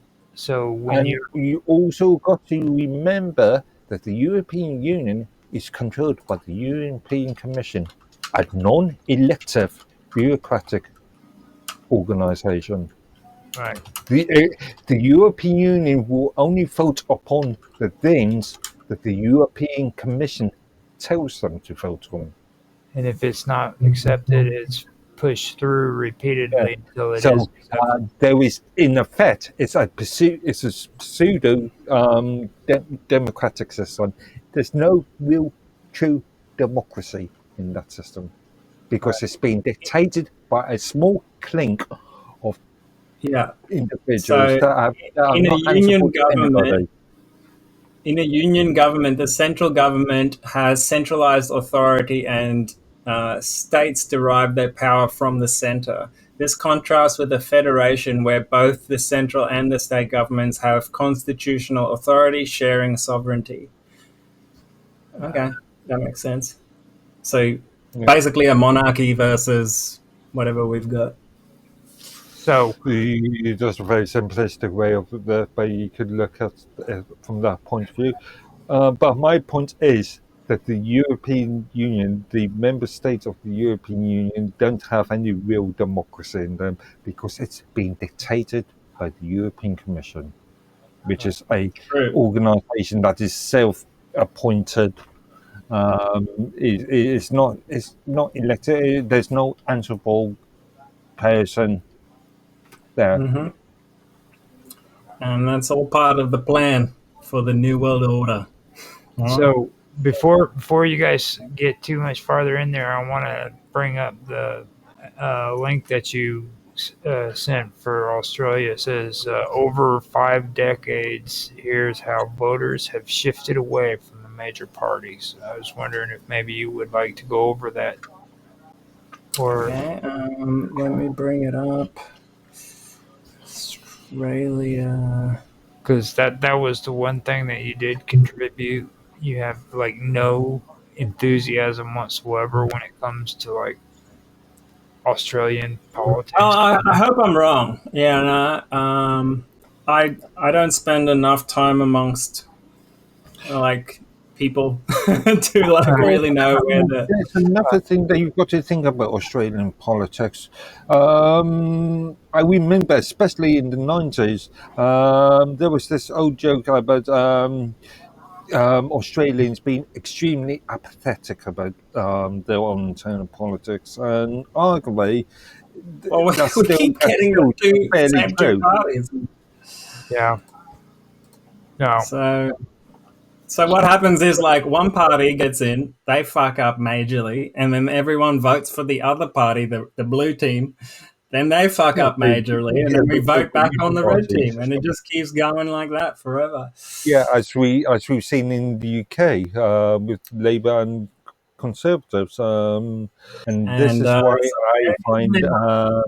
this is why I find reform to be interesting. I've got a lot of criticisms for Reform UK anyway, a lot of criticisms, but I find it interesting because they are changing that sort of uni-party sort of viewpoints. They are attempting to. Oh, the powerful will always try to subvert the populist movements. All throughout history. So that's this is what makes the Reform UK situation quite interesting because we are sort of breaking out of the uni-party concept. Okay, that's good. It says here, over 5 decades, here's how voters have shifted away from the major parties, which is Labor and Liberal in Australia. I don't know. This triangle, I don't know if this is accurate, but in the bottom left, Labor. In the bottom right, it's Coalition. And at the top, other independent parties. So I wonder, is this going to change? Earlier it So did. what? Uh, You say okay. Labour with help, or Yeah, you see dots right there. yeah. That's cool. 2002. Okay. Most people still vote Labour and Liberal. Um, so that was during So COVID. is that an actual conservative? Oh, okay. This is going back in time. Like, Yeah. look how many were down here, and then as we go up, a lot more. Huh. Interesting. Crucially, there are 24 seats in the top section where the vote for independents and minor parties beat both Labour and Coalition. Crossbenchers won 15 of those seats, while the major parties managed to win other 9 preferences, which is good because that keeps a check on the basically what I would call the globalist agenda of the two main parties.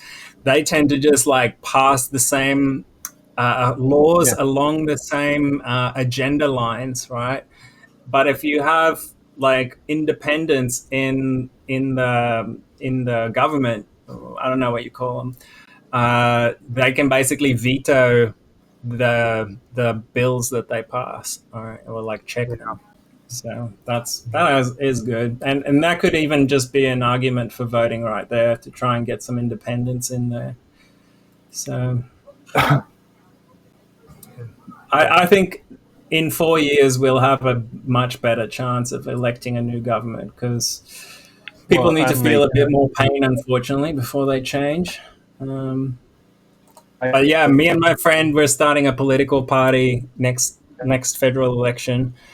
It's called the Flux Party. It's been around for a while, and we contributed to it in the past. But what happened, right? So the idea behind it is direct democracy.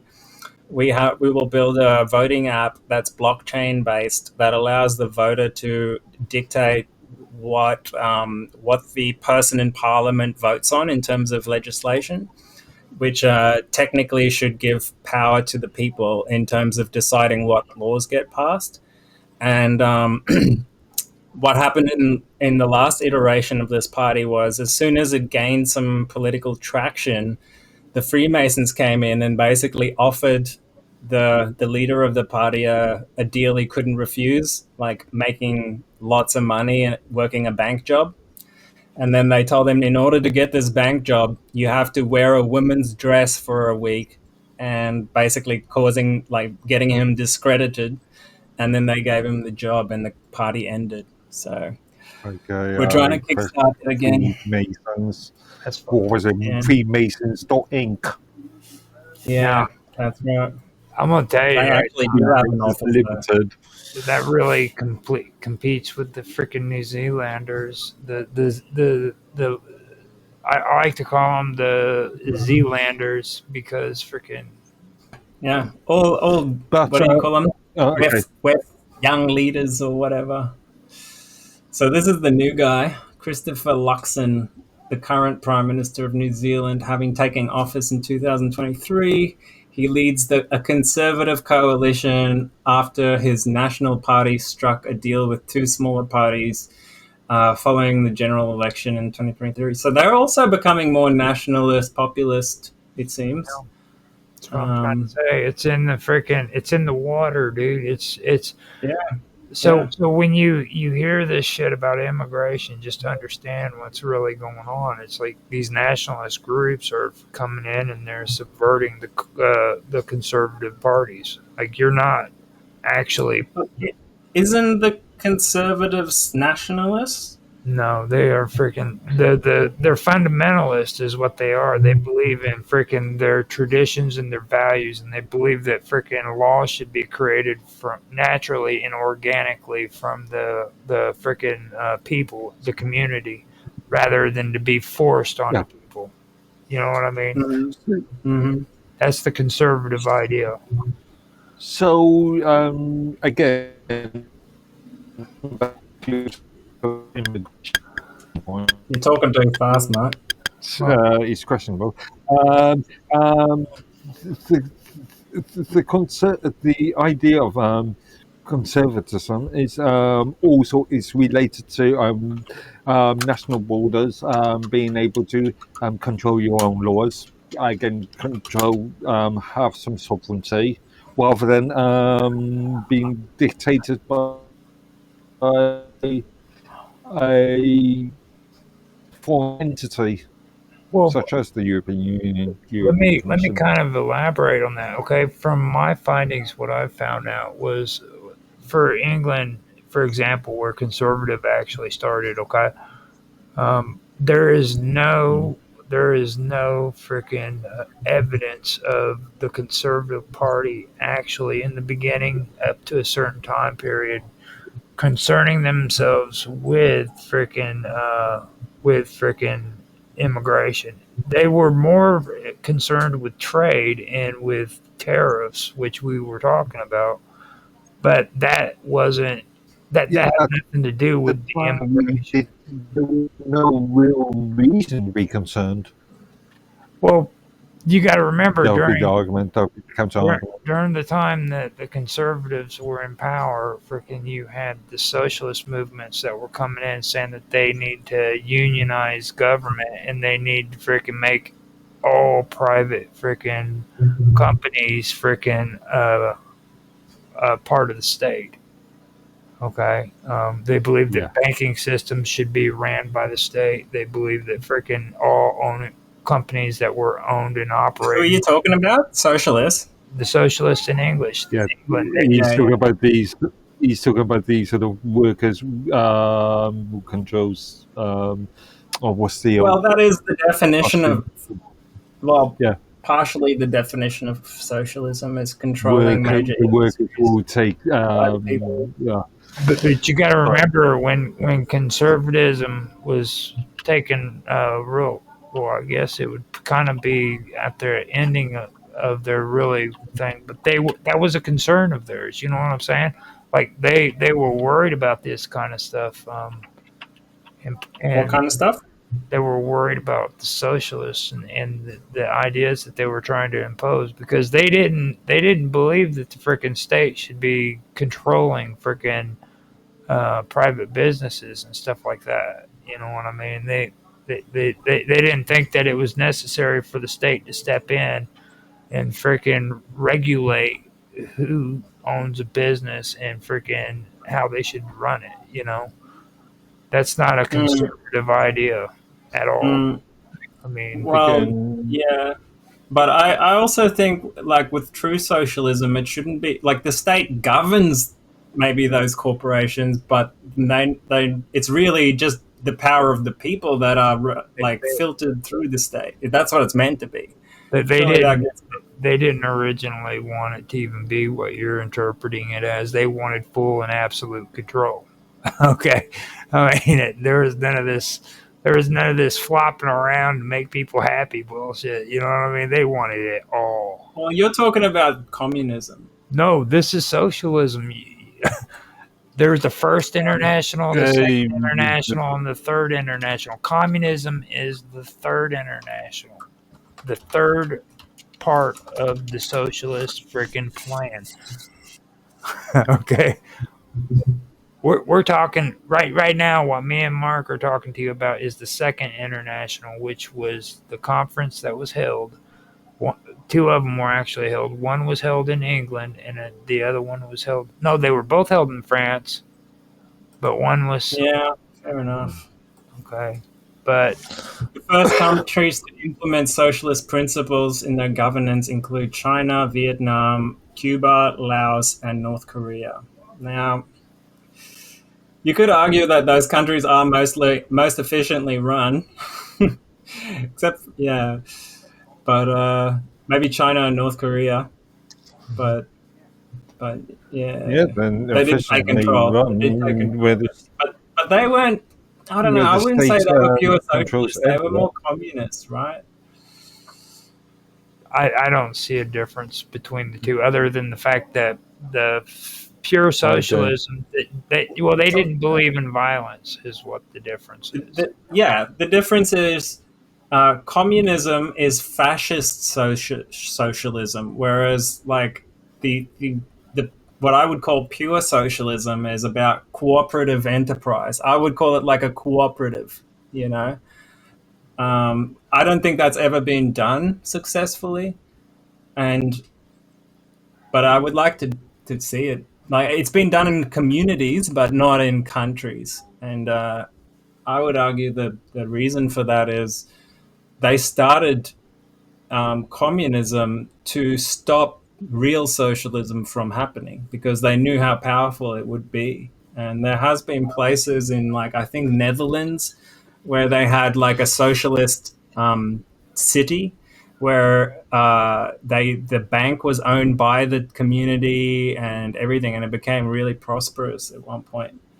But also yeah. on the other end of the point then, if you are a business owner or and you want to create employment, you want to create a business, should you own that business or should the state own the business?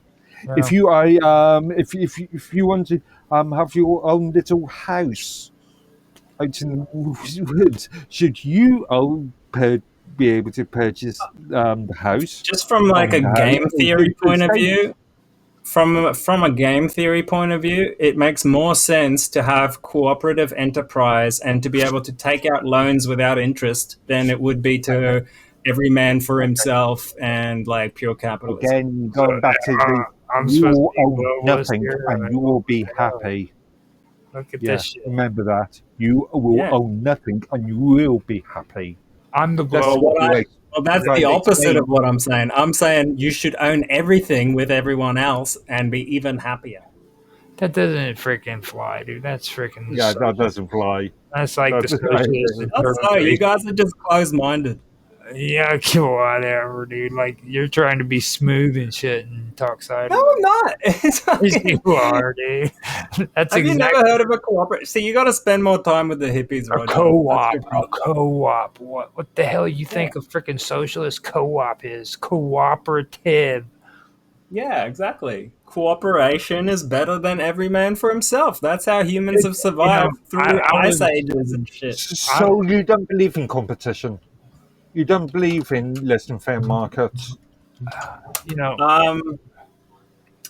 I don't. You I don't don't. believe in I don't think competition is necessarily the most efficient way to do something. I think it's the natural way of things happening.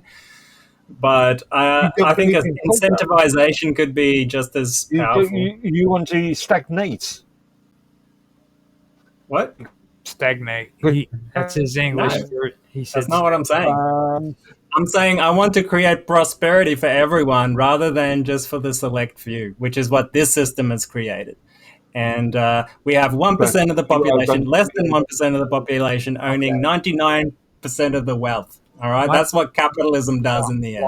Because some win and some don't. Hold up, what I'm seeing with your interpretation of freaking of progress is freaking barefooted women who are pregnant living in a freaking home with 15 other people who have to share the same bathroom, and they're growing gardens in the backyard so that they can freaking thrive.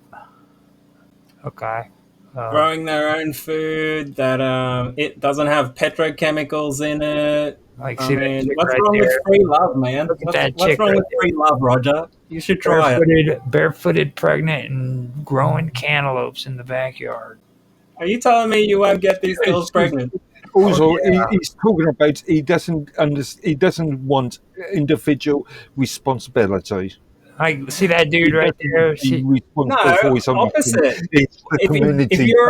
If you're a co-owner of an organization, you have more responsibility, right? It's kind of like the United States. It's like it's the people's responsibility to maintain the republic.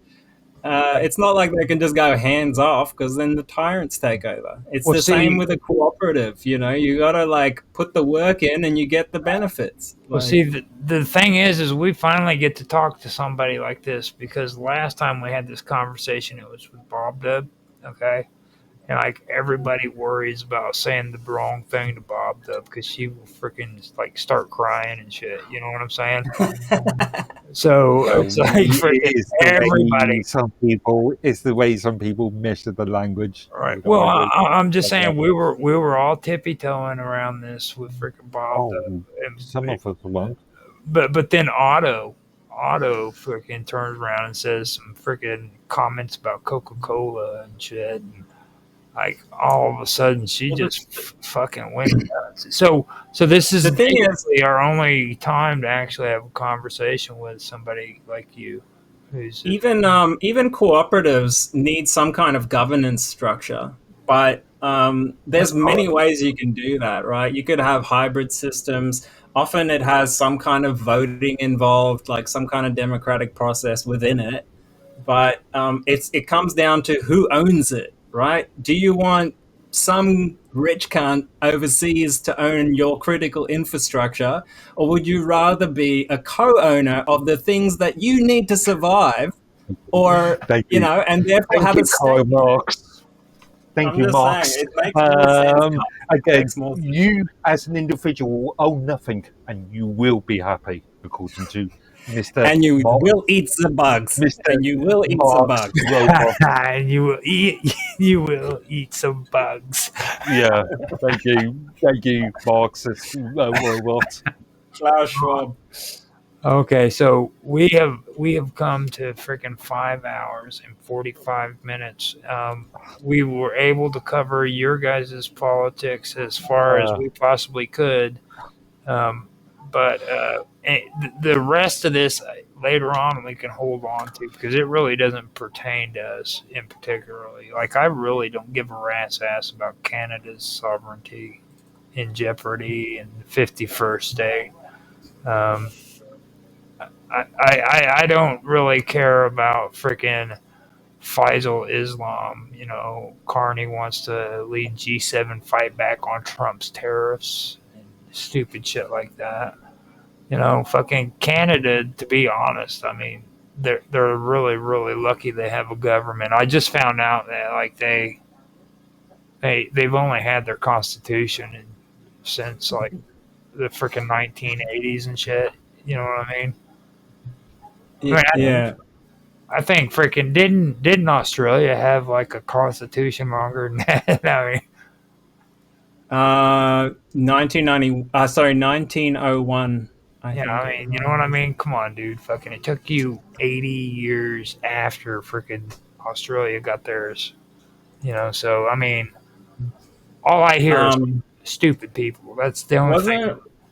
What country was it? It was not Pakistan. It was somewhere near India. Recently, students overthrew the government and they started a whole new constitution. I thought that was pretty cool.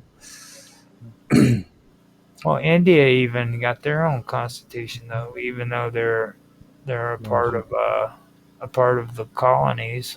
You guys are. They have a communist party there that's quite powerful and hasn't gotten in yet, but yeah, I saw it there when I was there. I was like, what?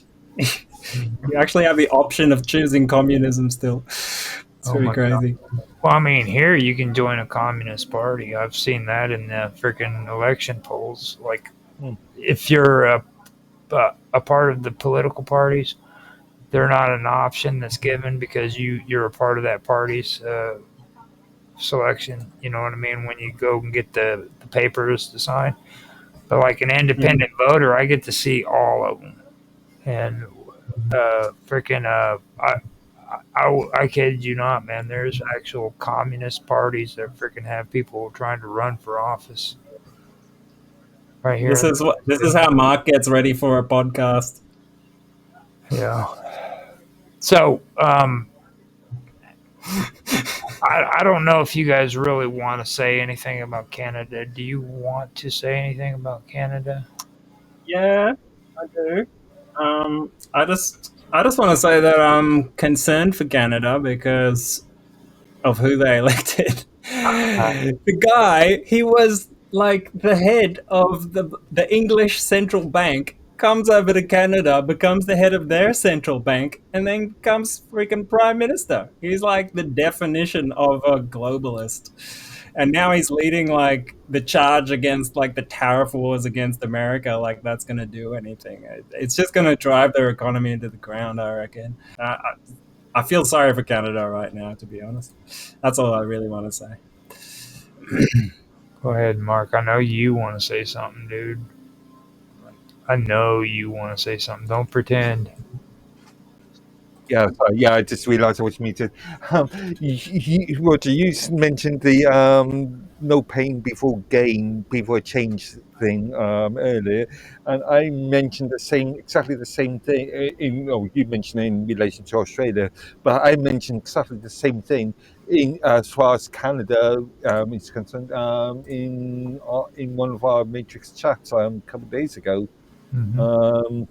You could make a Wow. similarity Kicked me off. between what's happening in Australia and what's happening in Canada.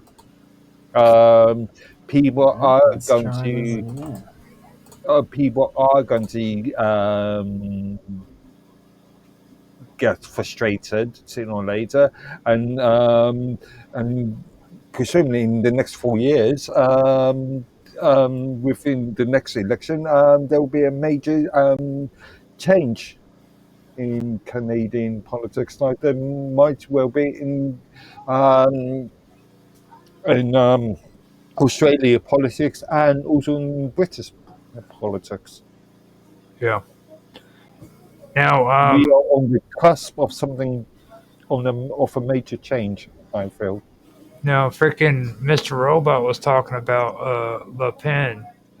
No, I wanted to kind of hold back on France and do Canada first because if I had to pick between the French and freaking Canadians, I mean, yeah, I'm not. I mean, Canadians are pretty fucked up, but like, we can't be freaking like putting French politics before the freaking Canadians. You know what I mean? That's like horrible. That's putting Canada down in a bad way, especially considering French people eat horse meat and shit. You know what I mean? Kick the French out back to France, in my opinion. Send them back. I don't know. I like a lot of. Maybe you should send ICE over there, round them up. Yeah, send them bastards back to where they come from, fucking those foreigners and shit. Send the French back to France when they're already in France. Well, Not Trudeau though. Not Trudeau. Send him to Gitmo. Fuck yeah, dude. Send his ass to freaking El Salvador. Send all the French Do real well in the gangster prison. No offense to any French people that are listening. Except for the ones in Canada. No offense to. I disapprove of everything that Roger just mentioned. Okay, all right. He's just saying that so he doesn't get arrested. So, do you want to kind of give your take on Le Pen's and what took place there, Mr. Robot? Because this is actually your freaking topic. Le Pen's in France? Yes. Oh, I thought we were talking about Canada.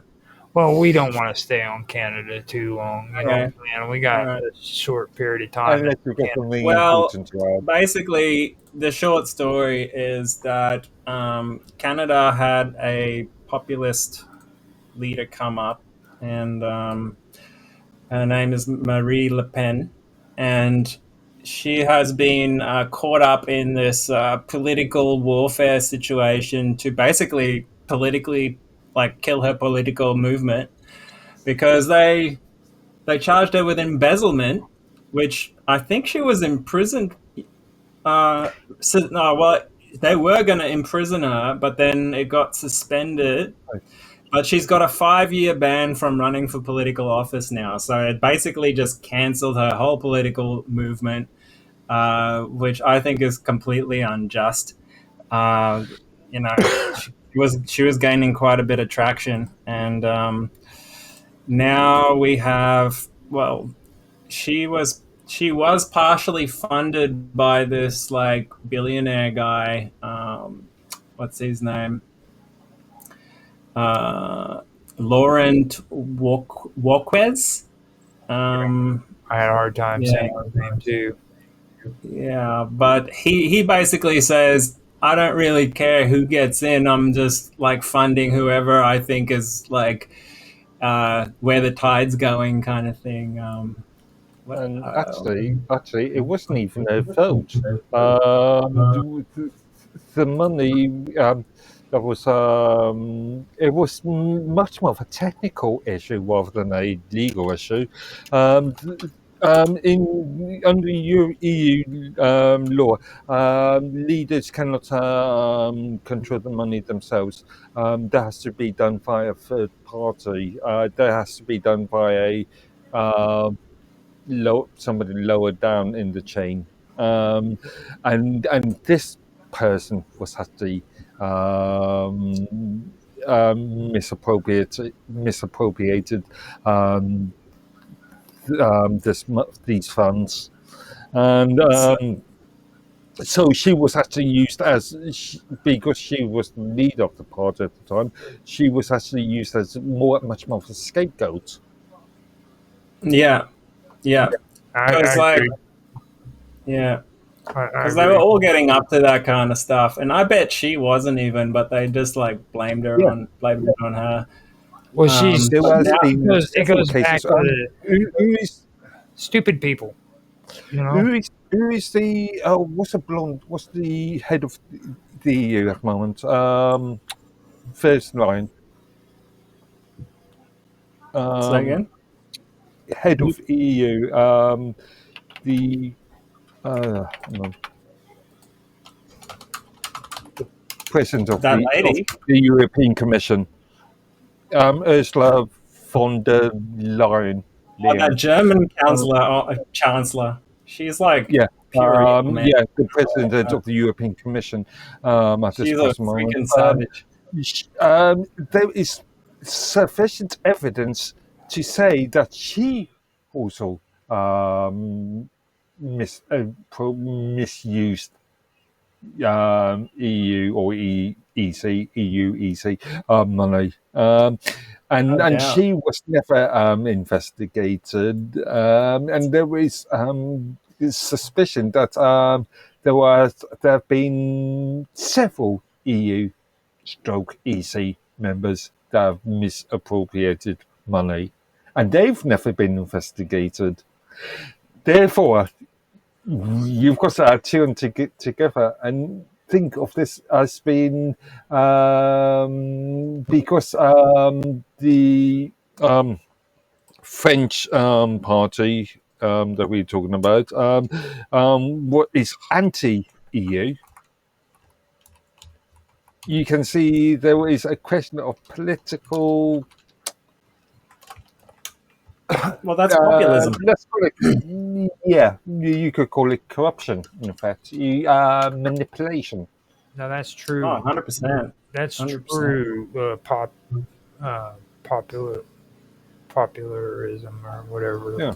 Populism too. That's where they're actually manipulating freaking an ideology in order to endorse their own ideology. Like these people are clearly socialists. And Ursula von der Leyen has significant connections to the World Economic Forum. She has contributed to discussions on European politics, green transitions, and global cooperation facilitated by the WEF. Additionally, she was a member of the WEF's Board of Trustees from 2016 to 2019 and co chaired the WEF on the Middle East and North Africa in 2017. In 2022, in a WEF meeting, von der Leyen addressed the impacts of Russia's invasion of Ukraine. In a speech in 2025, she discussed the need for closer connection ties across the EU in response to the new administration's nationalistic approach, which was likely a reference to the new Donald Trump. So yeah, she's straight up globalist, basically. yeah, I mean, Yeah. it's disgusting because she's trying to ride on the shirt coat of Donald Trump, who, you know what I mean? I mean, and she's clearly socialist. Yeah, yeah. Well, It's like well, make communist one. freaking what was it? Although Make right on France the great again. show. This guy right here that you're posting right there is wanting to make France great again. I read that earlier. That's just insane.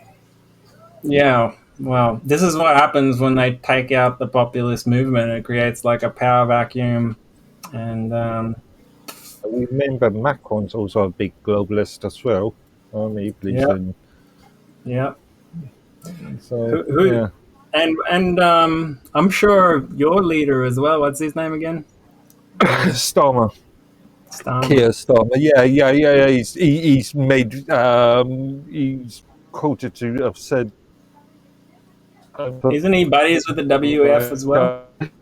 If if given an option, I think he made a if given an option to either have be answerable to the public to a democratic system or work with Davos, which one would he choose? And he stated Davos.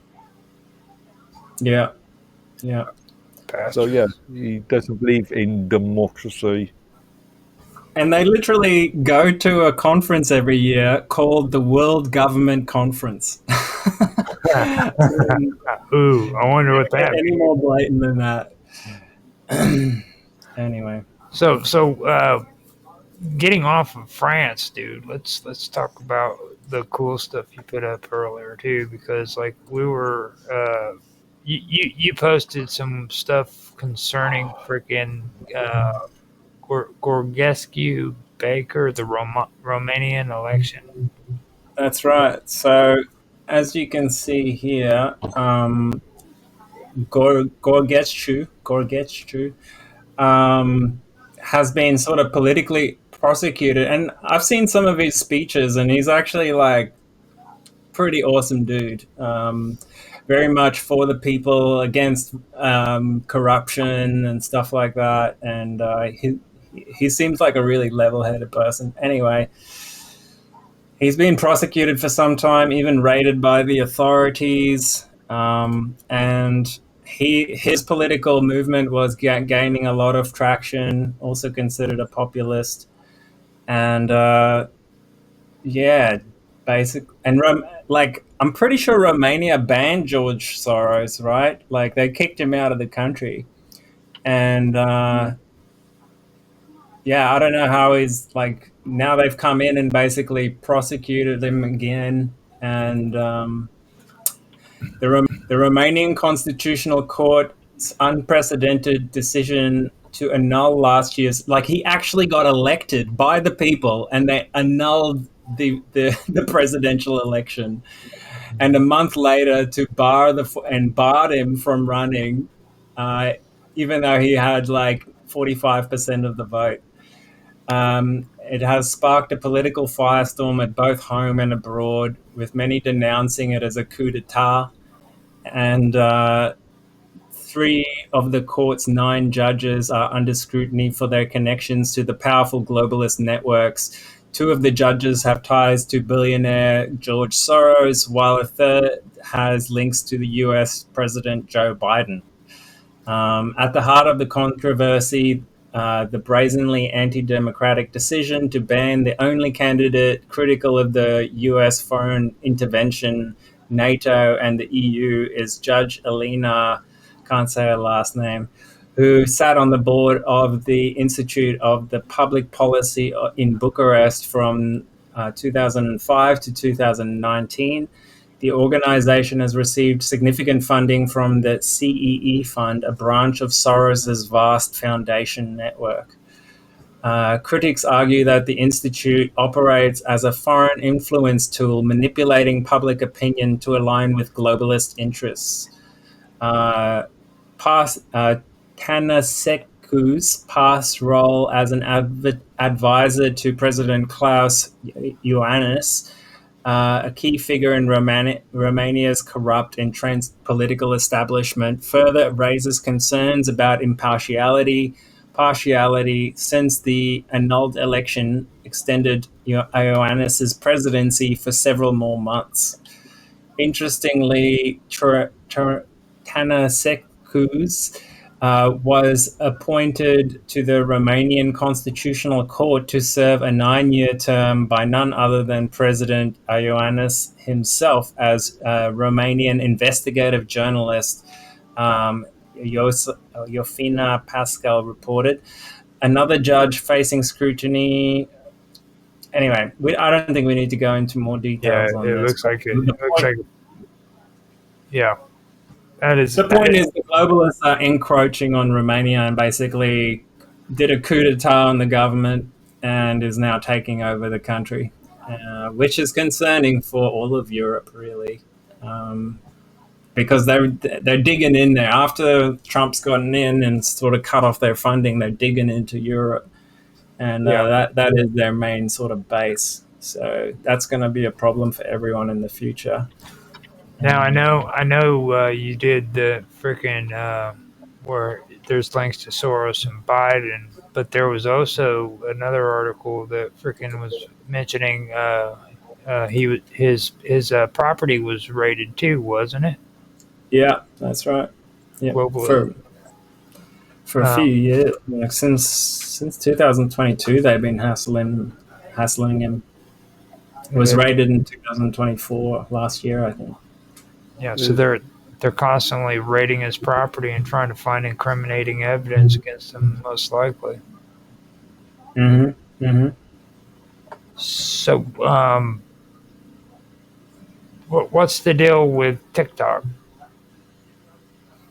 Well, it's one of the only platforms that was sort of apolitical. It didn't have massive censorship like there is on Facebook, Google, and all the other social media platforms. So, like, kids were using it to spread information about politics, and politicians were using it to advertise their parties, especially like independent parties.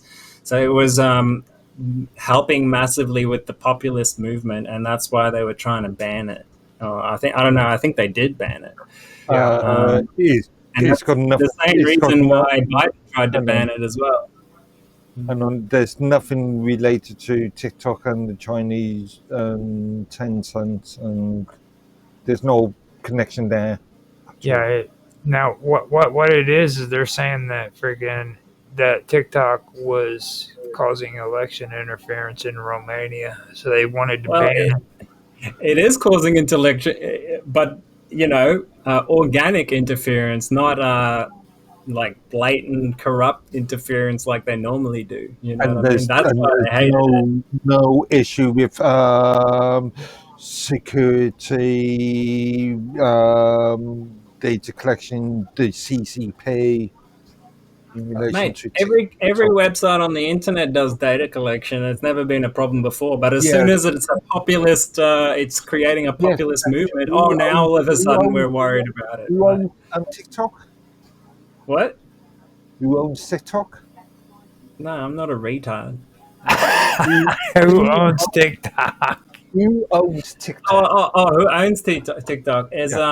He's a guy from Singapore, I believe. Cannot believe you just said that shit in freaking live stream, dude. It's like that's funny as shit, dude. You're like, I'm not a retard. No, man, I can't handle like short videos. I thought you said, do you watch TikTok? I can't handle short videos like that. Yeah. It rots your brain. I'm not asking about the CEO. So the CEO of TikTok is from Singapore. Not China. Listen to what I'm saying. I asked you what China. company owns TikTok. I didn't ask about the CEO. I asked about the company.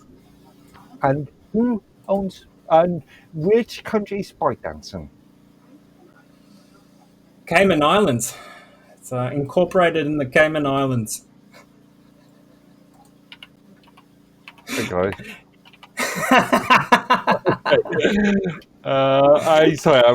No, it's Tencent, isn't it? ByteDance has attracted regulatory and media attention in several countries over security, surveillance, and censorship concerns.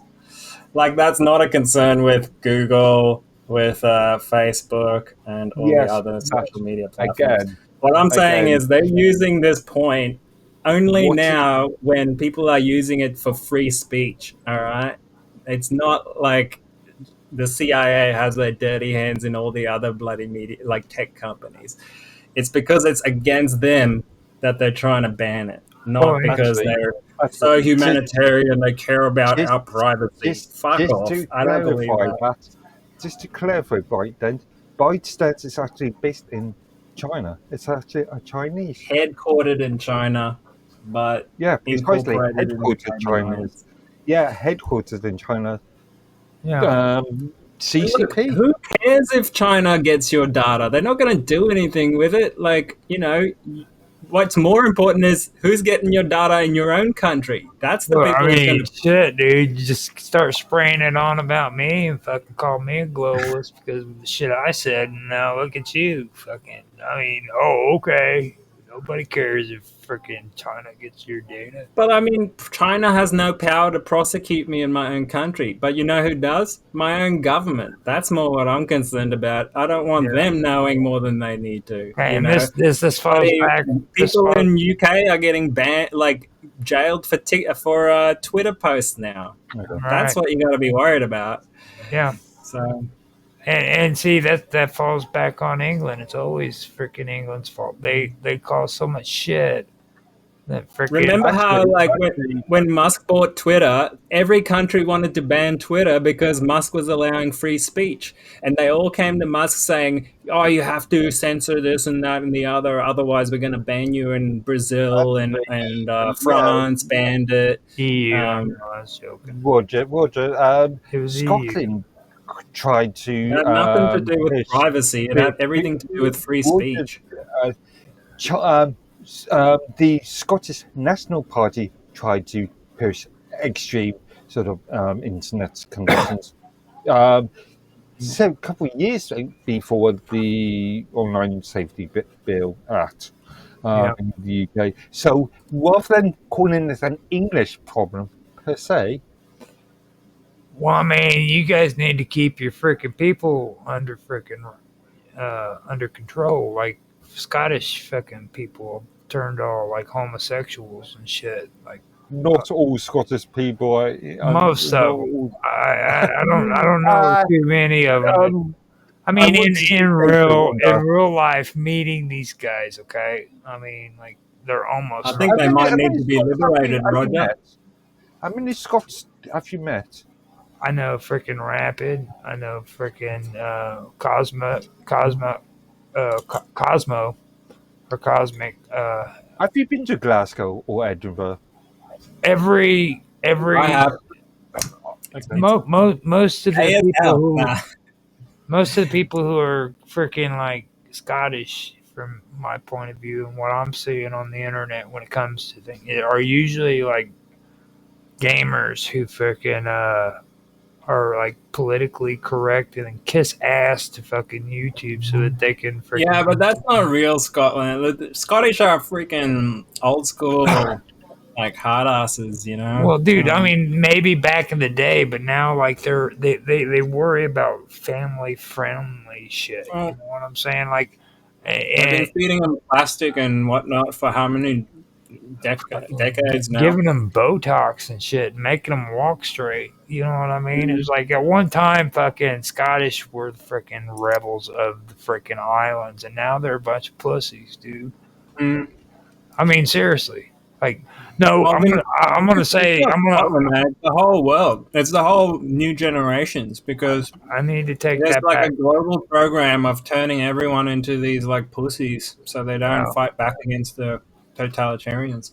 And I've got to take that back because freaking Ireland is worse. Okay, I mentioned it before. Fucking Ireland, that woman fucking stood up in front of fucking their parliament and started talking like fucking the EU is the greatest thing on the face of the planet. You're talking about the Republic of Ireland.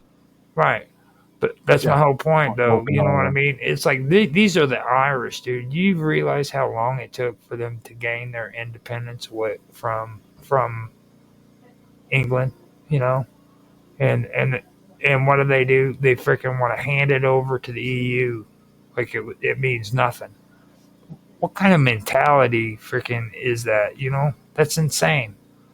Well, that's the old joke about the Scottish National Party, isn't it? Want to become independent only to join the European Union. Fucking insane. It is insane. It really is. If you want to look at some interesting Scottish, let's say non-politically correct, more rebel sort of people, look at the YouTube commentator that goes by the name of Count Dankler, or his real name Marcus Meechan. No, nobody A by bit the of name of research, Dangler. a bit of research for you to do. No, I don't know about all that because his name is Dangler. Dankler. Dangler. The New Yeah. Zealanders don't take shit, man. The Maoris, they're still warriors. Yeah, the Right. Maoris. Yeah. The Maoris. I've been hearing too much shit about that, like the Aborigines and stuff. Like freaking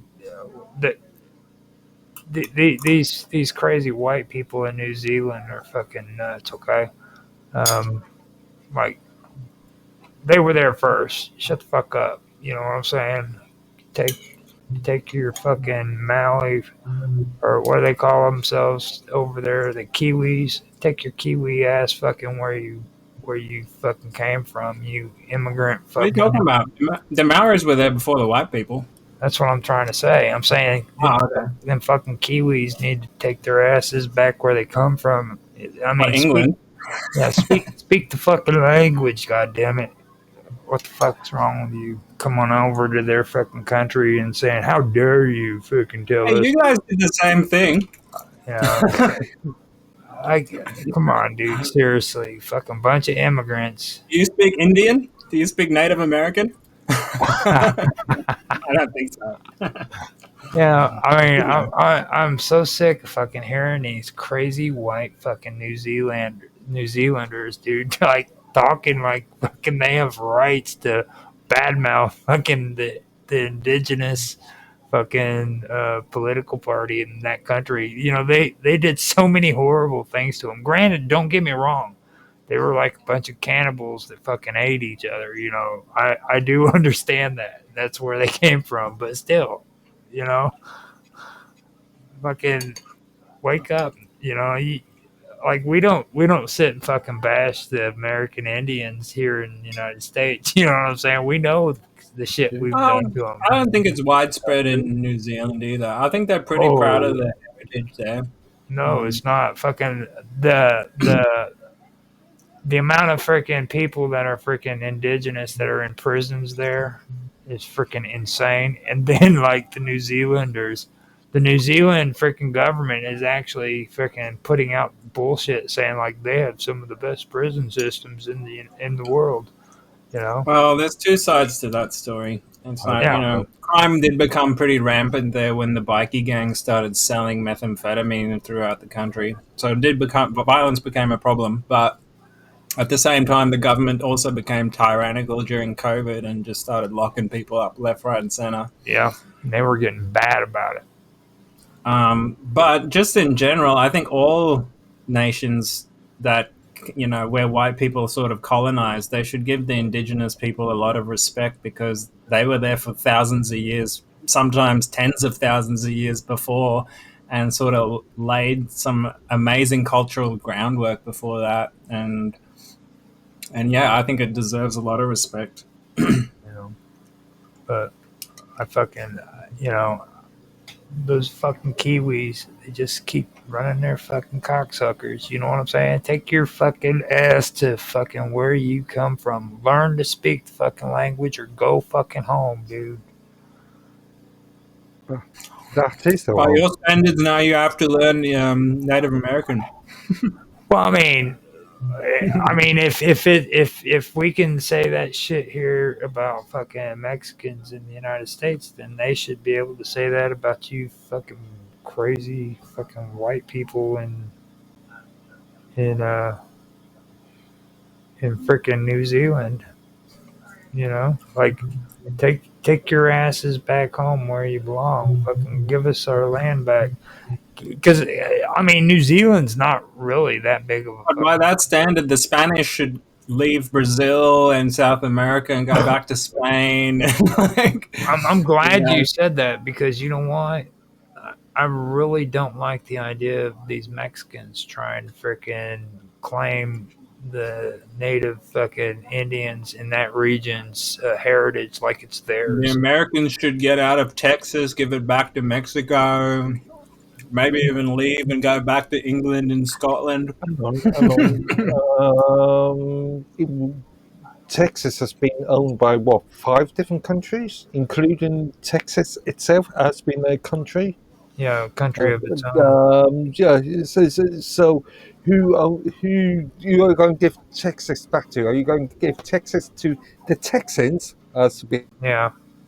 Texas won their independence fair and square, so they don't need Are you going to give They Texas to still took it Spain? from Are you going to give Mexico, though. Texas to no France? Are Mexico. you going to give Texas to Britain? Mexico freaking thought Which one? Do you want? Mexico thought they were badasses until they freaking came across freaking the Alamo, dude. That's when the big bad boys were all sitting there and they fucking said, "Look, we're going to Yeah, die." but if you guys didn't have your fancy guns, you wouldn't have stood a chance. No, if Mexicans didn't freaking like their problem was their military. Okay, the way they did their freaking military campaigns was very very sloppy. First of all, they allowed their women to freaking follow behind the military so that they wouldn't be left at home. Okay, so they would have caravans of women freaking traveling with the military as it traveled north. Okay. And I'm sure the Americans took advantage of that. Well, no, the whole point of it is you don't want a standing army to have freaking women before battle because that makes them lazy and not able to freaking focus on the battle. You know what I'm saying? Like they need to be ready for freaking fighting. They shouldn't be thinking about pudding. You know what I mean? You know what pudding Maybe, yeah. is, right? So that was one of their errors. And the amount of people that died on the Mexican side in that freaking battle is just insane. So you know that they were very disorganized and not freaking really trained properly. It just there's no way they could have freaking been properly trained for something like that. I think Why did America attack them? America didn't attack them. Well, didn't you take the country? I mean, didn't you take Texas? No, Texas declared their independence from Mexico, and Mexico didn't like it. So this has nothing to do with America, by the way. This is what Texas did on their own. US. Yeah, the U.S. This has nothing to do with the U.S. This is what Texas did on their own. Crocodile Dundee was there. Did you hear about that? Did you hear about that? Crocodile Dundee was there. He said he looked at freaking David Bowie. He goes, this ain't no knife. He's like, that ain't no knife. This is the knife. And he pulls out freaking he pulls out his freaking knife and he says, this is a knife. You call that a knife, mate? This is a knife. That's a spoon. Try doing that in the UK at the moment and you get arrested. Yeah, you'll be inside for the next 5 years. Okay. So instead of focusing on the Alamo, let's finish this off. You brought something up about Brazil's former president. That was something that in the alleged coup. You want to go over that? I thought we already did. No, we never did cover that one. We covered the Romanian globalist coup. Which one are you talking about? This was President Bolsonaro. Bolsonaro. Yeah. Bolsonaro was freaking supposedly poisoned, I believe he said. Yeah, I'm trying to see. I've got the wrong link here. So he was charged. Actually, he was charged over alleged coup that included a plan to poison Lula. Yeah, so he was a bit of a Sneaky one. Because this is in Brazil, yeah? Remember Brazil had that awesome woman prime minister or president or whatever? Yeah. She was great. And then all of a sudden there was a coup and she got replaced, and I think he was the guy that took over from that.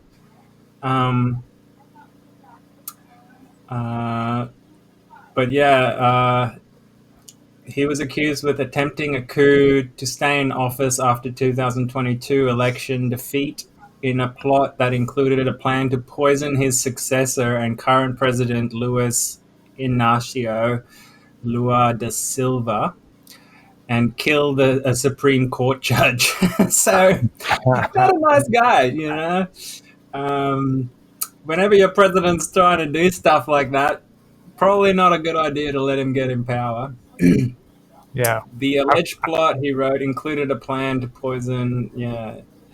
So anyway, what ended up happening is he became sick just recently, and at first I thought, oh yeah, maybe he took the vaccine or something like that. But yeah, his health is deteriorating rapidly. Transferred to hospital. I don't know. I haven't read like. Oh yeah, he was stabbed. First, he was stabbed. He was hospitalized Friday morning after traveling northern Brazil. The pain was caused by a bowel obstruction and was related to long-term effects of being stabbed in the abdomen in September 2018, the doctors said. Bolsonaro had been in and out of hospital since the attack, the campaign. Yeah, I'm just going to point out before you continue. I'm going to just point out before you continue. Stabbing is not a laughable matter. It's a very serious matter. Wow. If it's a guy that's poisoning people, it's okay. The conservative leader underwent several surgeries during the presidency, blah, blah, blah. And this has just come out a couple of days ago. Ex-president's health has worsened, doctors say. Worsened after intestinal surgery earlier this month, according to the medical team. 70-year-old remains in intensive care and will undergo new tests. Bolsonaro was visited in hospital by a court official on Wednesday who delivered a summons giving him 5 days to present his initial defense against coup charges in preparation for his trial. Now, the other thing that comes to mind is he putting this on to avoid the trial? You know what I mean? It's hard to know what's going on with this. The medical professional, so if he's in hospital, then there was, are you saying that those medical professionals on that line all know being? Well, it's hard to know who's being truthful. It seems like a lot of cloak and dagger stuff going on. Bolsonaro has been ordered to stand trial after charges that he directed an alleged right-wing coup attempt after he lost the 2022 election to the left-wing President da Silva.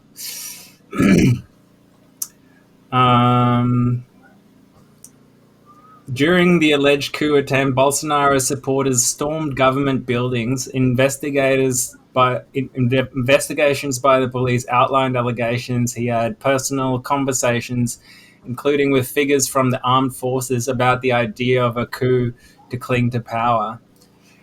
It's very convenient, this intestinal pain he's got, isn't it? So I think you are trying to look for conspiracy theories when there is none there. Well, I think either it's a blessing from God for the people, or it's a very convenient way to avoid a trial. So is this life-threatening? He lost around 40% of his blood and had emergency surgery, with the perpetrator later declared mentally unfit to stand trials. That's convenient too, isn't it? Yeah. He has repeatedly denied coup allegations and accused his opponents of a political witch hunt. That's another spin to the story. Yeah. A day before he was delivered the summons in hospital, he recorded a live YouTube broadcast from his hospital bed with 3 of his sons, despite a doctor's recommendation. Brazilian Supreme Court argued that he showed he was able to be summoned and notified. Bolsonaro, the YouTube video got him. If he hadn't put that out, he would have had an excuse. Bolsonaro had been hoping to contest the presidential elections again in 2026, despite his current ban on running for office, but he risks a 40-year prison sentence if found guilty. Ooh, that's an interesting spin. Yeah. I don't really know what to believe with that. I'd need to see more evidence, to be honest. Now, see, if that took place here in the United States, it would have been much more severe, which is kind of weird to me because, like, they're freaking down in Brazil, you know what I mean? And here in What do you mean? Biden's still walking around free. Never signed a single thing in his life. You know, all his signings was by auto pen, so God knows who did it. God, I mean, come on, dude. These people are so fucking lazy. I'm sure he's not the only one that signed by auto pen. You know what I mean? He wasn't even in the White House most of the time. He was on the beach fucking eating ice cream. I mean, I guarantee you, after freaking the inauguration and all that shit, Donald Trump, when he was sitting there signing all those fucking papers, that was the last time he signed anything. Guaranteed. No, he comes on TV every now and then and signs it on air. He does it a lot. Those are real. Biden took the day off after midday. He called lids, whereas Donald Trump's staff works into the night every day. That's a big difference. Is that what they told you? Did they tell you how he went out into the front yard of the freaking White House and he chopped down a cherry tree, and then whenever freaking you know, George Washington asked him if fucking he chopped down the cherry tree, Trump looked at him and said, "Mr. Washington, I cannot lie. I chopped down this cherry tree." And George Washington looked back at him and said, "I forgive you, Donald Trump, for chopping down that cherry tree. You are an honest man." Where did you hear that conspiracy theory? I thought Trump cured cancer and created peace on Earth. And, Yeah, he did. Yeah, he did. Okay. Yeah. He also freaking kissed babies, and he freaking I heard that when Donald Trump goes to the toilet, he prints out gold bars. He shits bricks. Gold bricks. Yeah. Well, that could be painful. Oh. Well, that explains why he could be wanting to end the Fed. You know, like he's probably going to become the Fed after that. Well, I mean, the thing is like ending the Fed would actually be a positive thing, I think. You know what I mean? Oh yeah, but that should never have started in the first place. The U.S. should have stayed on a gold currency. You'd be rich right now. You know, right now people freaking don't even realize that stuff, that they're running off of fiat cash, and like everybody's running around talking shit about cryptocurrency, and there's no difference between fiat freaking dollar bills and fucking cryptocurrency. No, that's not true. They have nothing. You can print an infinite amount of dollar bills, but crypto has a cap on it. You can't print any more after it's all been That's the benefit of it, is it's not inflationary in that sense. It's not deflationary in that sense. It's inflationary. So it's always, the other way around. It's always going to become more valuable the more people buy of it, you know? Whereas with fiat, they always print more to keep it at a low, well, sometimes they just devalue it over time until it collapses. That's what they're doing now. Yeah, no. Well, it always happens. Like, I think the maximum any fiat has ever lasted is about 70 years before there's a financial crisis. 70. Oh, okay, years. Yeah. Okay. So we're about due. Yeah. That's what I was getting ready to say. That's why Trump is investing in crypto now. Well, Unless it's coming. I know that there's going to be a bunch of shit coming down the pipeline, and there's a lot of people that are trying to do shit to freaking stay afloat, stay above water. You know what I mean? So it's gonna Well, freaking it's gonna get pretty rough for a lot of yeah, people. man, totally. It's got to get rough. The thing is, the system's got to come down. It's broken beyond repair. It's it's got to get worse before it gets better, and then we got to take back the world basically. And it's time to prep up and Eat the rich. yeah, That's keep what it's about. well. That Well, I time will mean, come. Time will come. and when I say eat the rich, I'm literally saying we need to freaking go out and eat them, dude. Freaking, because they eat caviar and they eat all the freaking rich foods. That means Well, that they're killing off all the cows and the chickens for climate change, so they're next on the menu. That's for that's sure. right. You know what I mean? And it's like their meat is good, so Wow. it's like Cannibalism and Marxism. Yeah. so.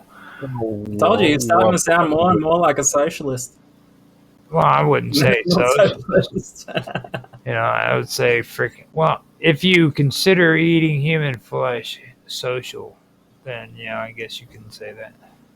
But The way Biden and them did it is probably social. They had those parties. we actually freaking did all of the topics, and it's at 6:35. And at the video count, so we better freaking bring this to an end before. I'm happy to go because I got to vote, otherwise I'm going to get fined. Okay. So with that being said, Mark and Mr. Robot, tell everybody about you and how they can find you. This. Well, you can find me on Element, where if you want to join our buzzing community of tinfoil hat wearing conspiracy theorists, the channel name is at conspiracy theory. If you go into Element and then you type in the search conspiracy theory, you'll find our channel. Just join it, and we'll show you where the rest of them are from there. Or if that's too confusing, you can leave a comment on the video, and we can grab you from there and explain how to get there. All right. Thanks for listening. What about you, Mr. Edworthy? Yeah. Something that Mr. Robert did mention is he's also on minds.com. So are you. And obviously I am as well. So yeah, on minds.com/Medworthy. All right. Yeah. So with that being said, I'd like to ask everybody if you liked what you have heard and seen, please like, subscribe, share, make comments. Please make comments because that is very important. Not only does it help out the channel with algorithms, but freaking we actually enjoy getting comments. So if you leave a comment, we will respond to it. We love to have interaction and feedback. All I ask personally is don't be a dick. Respect each other, everybody's views. The only time you're allowed to be a dick is when you're on here with me and Mr. Robot and Mark Edworthy. And other than that, just don't be a dick to each other in chat and in the comment section. If you want to be a dick. As you guys can see, we all disagree on politics, yet we don't really fight. And we had a great time discussing it. Right. We do this shit all the time, dude. Like, I think me, you, and Mark Edworthy are probably the three most civilized human beings on the face of this planet. Yeah. And I think Bigfoot is probably the next one. Fucking Bigfoot is the king, dude. He sticks to himself. He doesn't give a shit about your government. He doesn't care. He just wants to shit in the woods and fucking eat fish. Sovereign citizen. Mm-hmm. All right, guys. Peace out. Thanks for everything. Catch you soon. See you later, Mark Edworthy. I know you want to say something, but We will see you. Don't worry. We'll see you later, man.